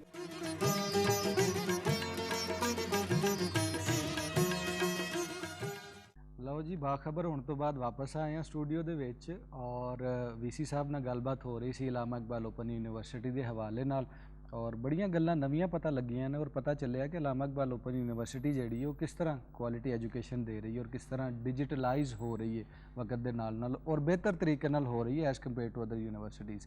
ਹੁਣ ਅਸੀਂ ਜਿਹੜਾ ਨਾ ਸੂਫੀ ਸੈਗਮੈਂਟ ਵੱਲ ਵਧਣਾ, ਔਰ ਹਮੇਸ਼ਾ ਦੀ ਤਰ੍ਹਾਂ ਸਾਡੇ ਸਟੂਡੀਓ ਦੇ ਵਿੱਚ ਜਿਹੜੇ ਮਹਿਮਾਨ ਨੇ ਉਹਨਾਂ ਦੀ ਸ਼ਕਲ ਤੋਂ ਵੀ ਤੁਸੀਂ ਬਾਖਬਰ ਹੋ, ਉਹਨਾਂ ਦੇ ਨਾਂ ਤੋਂ ਵੀ ਤੁਸੀਂ ਬਾਖਬਰ ਹੋ, ਉਹਨਾਂ ਦੇ ਕੰਮ ਤੋਂ ਵੀ ਤੁਸੀਂ ਬਾਖਬਰ ਹੋ, ਔਰ ਅਸੀਂ ਬਾਖਬਰ ਹੁੰਦੇ ਹਾਂ ਸੂਫੀਆਂ ਤੋਂ, ਉਹਨਾਂ ਦੇ ਥਰੂ। ਤੇ ਬਿਲਕੁਲ ਡਾਕਟਰ ਸੁਗਰਾ ਸਦਫ ਸਾਡੇ ਨਾਲ ਬੈਠੇ ਨੇ ਸਟੂਡੀਓ ਦੇ ਵਿੱਚ ਔਰ ਅੱਜ ਬੜੇ ਖੂਬਸੂਰਤ ਲੱਗ ਰਹੇ ਨੇ ਕਿਉਂਕਿ ਖਿੜਿਆ ਹੋਇਆ ਇੱਕ ਰੰਗ ਪਾਇਆ ਉਹਨਾਂ ਨੇ ਗਰਮੀ ਦੇ ਵਿੱਚ, ਤੇ ਬੜਾ ਇੱਕ ਨਾ ਉਹ ਵੀ ਇੱਕ ਇੰਪ੍ਰੈਸ਼ਨ ਦਿੰਦਾ ਆਲੇ ਦੁਆਲੇ ਦੇ ਵਿੱਚ। ਬਿਲਕੁਲ ਇਹ ਉਹ ਕਹਿੰਦੇ ਨੇ ਕਿ ਦਿਲ ਨੂੰ ਖੁਸ਼ ਰੱਖਣ ਦਾ ਇਹ ਵੀ ਹੁੰਦਾ ਹੈ ਕਿ ਚਲੋ ਗਰਮੀ ਜਿਤਨੀ ਹੈ ਤੇ ਕਿਸੇ ਤਰੀਕੇ ਨਾਲ ਘੱਟ ਕੀਤਾ ਜਾਏ। ਨਹੀਂ, ਉਹ ਖੁਸ਼ੀਆਂ ਖਲੇਰਨੀਆਂ ਚਾਹੀਦੀਆਂ ਨੇ, ਇਹ ਕਿਤੇ ਸੂਫੀਜ਼ਮ ਦਾ ਇੱਕ ਮੋਟੋ ਹੈ। ਕਰੇ ਜੀ ਬਿਲਕੁਲ। ਅੱਛਾ ਡਾਕਟਰ ਸਾਹਿਬ, ਅੱਜ ਕਿਹੜੇ ਸੂਫੀ ਬਾਬੇ ਦੀ ਜ਼ਿੰਦਗੀ ਤੇ ਝਾਤ ਪੈਣ ਲੱਗੀ ਜੀ? ਅੱਜ ਬੜੇ ਇੱਕ ਵੱਡੇ ਸੂਫੀ ਨੇ ਪੰਜਾਬ ਦੇ, ਵਲੀ ਨੇ, ਸੂਫੀ ਔਰ ਵਲੀ। ਉਹਨਾਂ ਦਾ ਨਾਂ ਹੈ ਗਾਜ਼ੀ ਅਬਦੁੱਲਾ, ਲੇਕਿਨ ਉਹਨਾਂ ਦੇ ਨਾਂ ਤੋਂ ਬੜੇ ਘੱਟ ਲੋਕ ਉਹਨਾਂ ਨੂੰ ਜਾਣਦੇ ਨੇ ਕਿ ਉਹ ਕਲੰਦਰ ਸਿਲਸਿਲੇ ਤਾਲੁਕ ਰੱਖਦੇ, ਲੇਕਿਨ ਉਹਨਾਂ ਨੂੰ ਦਮੜੀ ਵਾਲੀ ਸਰਕਾਰ ਬਹੁਤਾ ਕਿਹਾ ਜਾਂਦਾ ਹੈ। ਤੇ ਇਹਨਾਂ ਦਾ ਤਾਲੁਕ ਜਿਹੜਾ ਹੈ, ਵੈਸੇ ਤਾਂ ਇਹਨਾਂ ਦਾ ਮਜ਼ਾਰ ਖੜੀ ਸ਼ਰੀਫ ਵਿੱਚ ਹੈ ਔਰ ਇਹਨਾਂ ਦਾ ਤਾਲੁਕ ਹੈ ਤਹਿਸੀਲ ਖਾਰੀਆਂ ਲਾਲਾ ਮੂਸਾ ਦੇ ਕਰੀਬ ਇੱਕ ਜਗ੍ਹਾ ਠੱਠਾ ਮੂਸਾ, ਉੱਥੇ ਪੈਦਾ ਹੋਏ ਔਰ ਕੁਝ ਲੋਕ ਹੁੰਦੇ ਨੇ ਜਮਾਂਦਰੂ ਕਲੰਦਰ ਹੁੰਦੇ ਨੇ, ਦਰਵੇਸ਼ ਹੁੰਦੇ ਨੇ, ਔਰ ਅਸੀਂ ਅਕਸਰ ਇਹ ਗੱਲ ਕਰਦੇ ਰਹੇ ਨੇ ਜਿਹੜੇ ਸਾਡੇ ਸੂਫੀ ਨੇ, ਵਲੀ ਨੇ, ਰੱਬ ਵੱਲੋਂ ਇੰਜੇ ਦੇ ਬਣ ਕੇ ਆਏ ਸੀ ਔਰ ਫਿਰ ਅੱਗੋਂ ਇਹੋ ਜਿਹੀਆਂ ਉਹਨਾਂ ਨੂੰ ਤਾਲੀਮੋ ਤਰਬੀਅਤ ਸਾਰਾ ਕੁਝ ਲੱਭਦਾ ਰਿਹਾ ਤਾਂ ਉਸ ਪਾਸੇ ਟੁਰਦੇ ਰਹੇ। ਤੇ ਇਹਨਾਂ ਦਾ ਜਿਹੜਾ ਖਾਨਦਾਨ ਸੀ ਸਾਰਾ ਉਹ ਰੂਹਾਨੀ ਜਿਹੜੀ ਹੈ ਨਾ ਸਫਾਤ ਨਾਲ ਮਾਲਾ ਮਾਲ ਸੀ ਔਰ ਫਿਰ ਰੱਬ ਨੇ ਇੱਕ ਇਹੋ ਜਿਹੇ ਖਾਨਦਾਨ 'ਚ ਭੇਜਿਆ ਜਿੱਥੇ ਸਾਰੇ ਬੜੇ ਨੇਕੀ, ਪਰਹੇਜ਼ਗਾਰ, ਦੀਨ ਇਸਲਾਮ ਸਾਰਾ ਕੁਝ ਉਹਦੇ ਨਾਲ ਜੁੜੇ ਹੋਏ ਸਨ। ਤੇ ਬੜਾ ਇੱਕ ਜਿਹੜਾ ਹੁੰਦਾ ਨਾ ਵਲੀ ਔਰ ਸੂਫੀ, ਉਹਦੇ 'ਤੇ ਇੱਕ ਵਕਤ ਆਉਂਦਾ ਹੈ ਕਿ ਉਹਨੂੰ ਜਲਾਲ ਵੀ ਬੜਾ ਆਉਂਦਾ, ਜਿਸ ਤਰ੍ਹਾਂ ਅਸੀਂ ਬੁੱਲੇ ਸ਼ਾਹ ਦੇ ਵਾਲ ਨਾਲ ਦੇਖਦੇ ਹਾਂ। ਤੇ ਇਹ ਵੀ ਇੱਕ ਮੌਕਾ ਐਸਾ ਆਇਆ ਕਿ ਘਰਦਿਆਂ ਨਾਲ ਦੀ ਕੋਈ ਲੜਾਈ ਹੋ ਗਈ, ਗੁੱਸਾ ਚੜਿਆ ਤੇ ਰੁੱਸ ਕੇ ਟੁਰ ਗਏ। ਇੱਕ ਕਸਬਾ ਹੈ ਪੀਰੋਸ਼ਾ ਔਰ ਇਹ ਚੱਕ ਬਰਾਹਮ, ਦੋ ਤਰ੍ਹਾਂ ਦਾ ਇਹਨੂੰ ਕਹਿੰਦੇ ਨੇ, ਚੱਕ ਬਹਿਰਾਮ ਔਰ ਚੱਕ ਬਰਾਹਮ। ਤੇ ਉਹਦੇ ਨੇੜੇ ਇੱਕ ਪੀਰੋਸ਼ਾ ਕਸਬਾ, ਉੱਥੇ ਚਲੇ ਗਏ। ਉੱਥੇ ਜਾ ਕੇ ਰਹਿਣਾ ਸ਼ੁਰੂ ਕਰਤਾ ਤੇ ਸਾਰੇ ਲੋਕ ਜਾਣਦੇ ਸਨ ਇਹਨਾਂ ਦੀਆਂ ਕਰਾਮਤਾਂ ਨੂੰ, ਸਾਰੇ ਕਿ ਵਲੀ ਹੈ, ਦਰਵੇਸ਼ ਹੈ। ਤੇ ਇੱਕ ਔਰਤ ਜਿਹੜੀ ਇਹਨਾਂ ਦੇ ਖਾਣ ਪੀਣ ਦਾ ਉੱਥੇ ਇੰਤਜ਼ਾਮ ਕਰਦੀ ਸੀ ਔਰ ਉਹ ਬੇਔਲਾਦ ਸੀ। ਤੇ ਉਹ ਨਾਨ ਕੇ ਜਦੋਂ ਵੀ ਇਹਨਾਂ ਨੂੰ ਕੋਲ ਆਉਂਦੀ ਸੀ ਤੇ ਇਹਨਾਂ ਨੂੰ ਕਹਿੰਦੇ ਸੀ ਕਿ ਮੈਂ ਮੇਰੇ ਲਈ ਦੁਆ ਕਰੋ ਕਿ ਰੱਬ ਮੈਨੂੰ ਬੱਚਾ ਦੇ। ਤੇ ਮਤਲਬ ਇੱਕ ਐਸੀ ਹੁੰਦੀ ਹੈ ਨਾ ਕੈਫੀਅਤ ਕਿ ਜਦੋਂ ਬੰਦਾ ਨਾ ਉਮੀਦ ਹੋ ਜਾਂਦਾ ਹੈ ਕਿ ਹੁਣ ਮੇਰੇ ਕੋਲ ਔਲਾਦ ਨਹੀਂ ਮੇਰੇ ਕੋਲ ਹੋਈ। ਤੇ ਇਹਨਾਂ ਨੇ ਕਿਹਾ ਕਿ ਰੱਬ ਕਰਮ ਕਰੇਗਾ ਔਰ ਤੈਨੂੰ ਔਲਾਦ ਹੋਏਗੀ, ਲੇਕਿਨ ਤੂੰ ਮੇਰੇ ਨਾਲ ਵਾਅਦਾ ਕਰਕੇ ਪਹਿਲਾ ਬੱਚਾ ਤੂੰ ਮੈਨੂੰ ਦੇ ਦੇਂਗੀ। ਉਹਨੇ ਕਿਹਾ ਠੀਕ ਹੈ, ਮੈਂ ਪਹਿਲਾ ਬੱਚਾ ਤੁਹਾਨੂੰ ਦੇ ਦਿਆਂਗੀ। ਤੇ ਇਹਨਾਂ ਨੇ ਦੁਆ ਕੀਤੀ ਔਰ ਰੱਬ ਨੇ ਕਰਮ ਕੀਤਾ, ਉਹਨਾਂ ਦੇ ਘਰ ਬੇਟਾ ਪੈਦਾ ਹੋਇਆ ਔਰ ਉਹ ਬੇਟਾ ਇਹਨਾਂ ਨੂੰ ਦੇ ਦਿੱਤਾ। ਔਰ ਉਹ ਬੇਟਾ ਲੈ ਕੇ ਤੇ ਇਹ ਚਲੇ ਗਏ ਖੜੀ ਸ਼ਰੀਫ। ਯਾਨੀ ਜਦੋਂ ਬੇਟਾ ਥੋੜਾ ਵੱਡਾ ਹੋਇਆ ਤੇ ਇਹਨਾਂ ਦੇ ਹਵਾਲੇ ਕਰਤਾ, ਉਹਨੂੰ ਲੈ ਕੇ ਚਲੇ ਗਏ। ਹੁਣ ਉਹ ਬੇਟਾ ਕੌਣ ਸੀ? ਉਹ ਮੀਆਂ ਮੁਹੰਮਦ ਬਖਸ਼ ਦੇ ਦਾਦਾ ਸਨ। ਅੱਛਾ। ਕਿਉਂਕਿ ਇਸੇ ਇਲਾਕੇ ਨਾਲ ਮੀਆਂ ਸਾਹਿਬ ਦਾ ਵੀ ਤਾਲੁਕ ਸੀ, ਚੱਕ ਬਰਾਹਮ ਨਾਲ। ਔਰ ਇਹਨਾਂ ਦੀ ਬਾਕੀ ਫੈਮਿਲੀ ਦੇ ਲੋਕ ਹਲੇ ਵੀ ਉੱਥੇ ਹੀ ਰਹਿੰਦੇ ਨੇ। ਇਹ ਜ਼ਿਲ੍ਹਾ ਗੁਜਰਾਤ ਦਾ ਇੱਕ ਪਿੰਡ ਹੈ, ਕਸਬਾ ਹੈ ਤੁਸੀਂ ਕਹਿ ਲਓ, ਉੱਥੇ ਹੀ ਰਹਿੰਦੇ ਨੇ। ਸਿਰਫ ਇਹਨਾਂ ਦੇ ਦਾਦਾ ਜਿਹੜੇ ਨੇ ਉਹ ਹਜ਼ਰਤ ਪੀਰਾ ਸ਼ਾਹ ਗਾਜ਼ੀ ਕਲੰਦਰ ਦੇ ਨਾਲ ਖੜੀ ਸ਼ਰੀਫ ਚਲੇ ਗਏ। ਖੜੀ ਸ਼ਰੀਫ ਦਾ ਨਾਂ ਜਿਹੜਾ ਖੜੀ ਸ਼ਰੀਫ ਨਹੀਂ ਹੈ, ਖੜੀ ਇੱਕ ਇਲਾਕਾ ਹੈ ਜਿਹਦੇ 'ਚ 86 ਪਿੰਡ ਨੇ। ਅਸਲ ਉਹਦਾ ਨਾਂ ਹੈ ਚੱਕ ਠਾਕਰਾ, ਲੇਕਿਨ ਉਹ ਫਿਰ ਲੋਕਾਂ ਨੇ ਖੜੀ ਸ਼ਰੀਫ ਕਹਿਣਾ ਸ਼ੁਰੂ ਕਰਤਾ ਤੇ ਉਹਦਾ ਇੱਕ ਤਰ੍ਹਾਂ ਦਾ ਕਹਿ ਗਿਆ। ਮੀਆਂ ਮੁਹੰਮਦ ਬਖਸ਼ ਦੇ ਵਾਲ ਨਾਲ ਜਿਹੜਾ ਸ਼ੇਰ ਲਿਖਿਆ ਉਹ ਕਿ ਕਹਿੰਦੇ ਨੇ, ਖੜੀ ਅੰਦਰ ਚੱਕ ਠਾਕਰਾ, ਪਿੰਡ ਵੱਡਾ ਸਰਦਾਰ, ਜਿਸ ਵਿੱਚ ਵਸੇ ਮੁਹੰਮਦ ਪੀਰਾ ਸ਼ਾਹ ਸੁਚਿਆਰ। ਕਿ ਉਹ ਕਹਿੰਦੇ ਨੇ ਖੜੀ ਇੱਕ ਵਾਦੀ ਇਲਾਕਾ ਹੈ, ਉੱਥੇ ਇੱਕ ਵੱਡਾ ਪਿੰਡ ਹੈ ਤੇ ਉਹਦੇ ਵਿੱਚ ਪੀਰ ਗਾਜ਼ੀ ਸ਼ਾਹ ਕਲੰਦਰ ਰਹਿੰਦੇ ਨੇ। ਵੈਸੇ ਤੇ ਸਾਰੇ ਸਾਡੇ ਸੂਫੀਆਂ ਨੇ ਜਾਂ ਕਲੰਦਰਾਂ ਨੇ ਲੁਕਾਈ ਦਾ ਦਰਸ ਦਿੱਤਾ, ਮੁਹੱਬਤ ਵੰਡੀ। ਇਹਨਾਂ ਦੀ ਕਿਹੜੀ ਖਿਦਮਤ ਜਾਂ ਇਹਨਾਂ ਦੀ ਕਿਹੜੀ ਚੀਜ਼ ਬਾਕੀ ਸੂਫੀਆਂ ਜਾਂ ਬਜ਼ੁਰਗਾਂ ਤੋਂ ਇਹਨਾਂ ਨੂੰ ਵੱਖਰਾ ਕਰਦੀ ਹੈ? ਮੇਰੇ ਖਿਆਲ ਹੈ ਕਿ ਕਿਉਂਕਿ ਇਹ ਬਹੁਤ ਵੱਡੇ ਵਲੀ ਸਨ ਔਰ ਇਹਨਾਂ 'ਤੇ ਬਹੁਤ ਸਾਰੀਆਂ ਚੀਜ਼ਾਂ ਜ਼ਾਹਿਰ ਹੋ ਚੁੱਕੀਆਂ ਸੀ। ਉਹਨਾਂ ਦੀ ਬੜੀਆਂ ਕਰਾਮਾਤ ਦੱਸਦੇ ਨੇ, ਲੇਕਿਨ ਜ਼ਾਹਿਰ ਕਈ ਕਰਾਮਤਾਂ 'ਤੇ ਅਸੀਂ ਇਸ ਤਰ੍ਹਾਂ ਸਾਡੇ ਕੋਲ ਲਿਖੀ ਤਾਰੀਖ ਨਹੀਂ ਆਉਂਦੀ ਔਰ ਨਸਲ ਦਰ ਨਸਲ ਚੀਜ਼ਾਂ ਆਉਂਦੀਆਂ ਨੇ। ਮੈਂ ਪਹਿਲਾਂ ਜਿਸ ਤਰ੍ਹਾਂ ਦੱਸਿਆ ਕਿ ਮੇਰਾ ਵੀ ਉਸੇ ਇਲਾਕੇ ਤਾਲੁਕ ਹੈ ਤੇ ਕਈ ਚੀਜ਼ਾਂ ਤੇ ਮੇਰੇ ਤੱਕ ਵੀ ਉਹ ਵਾਲਿदैन ਔਰ ਉਹਨਾਂ ਦੀ ਨਿਸਬਤ ਪਹੁੰਚੀਆਂ ਨੇ।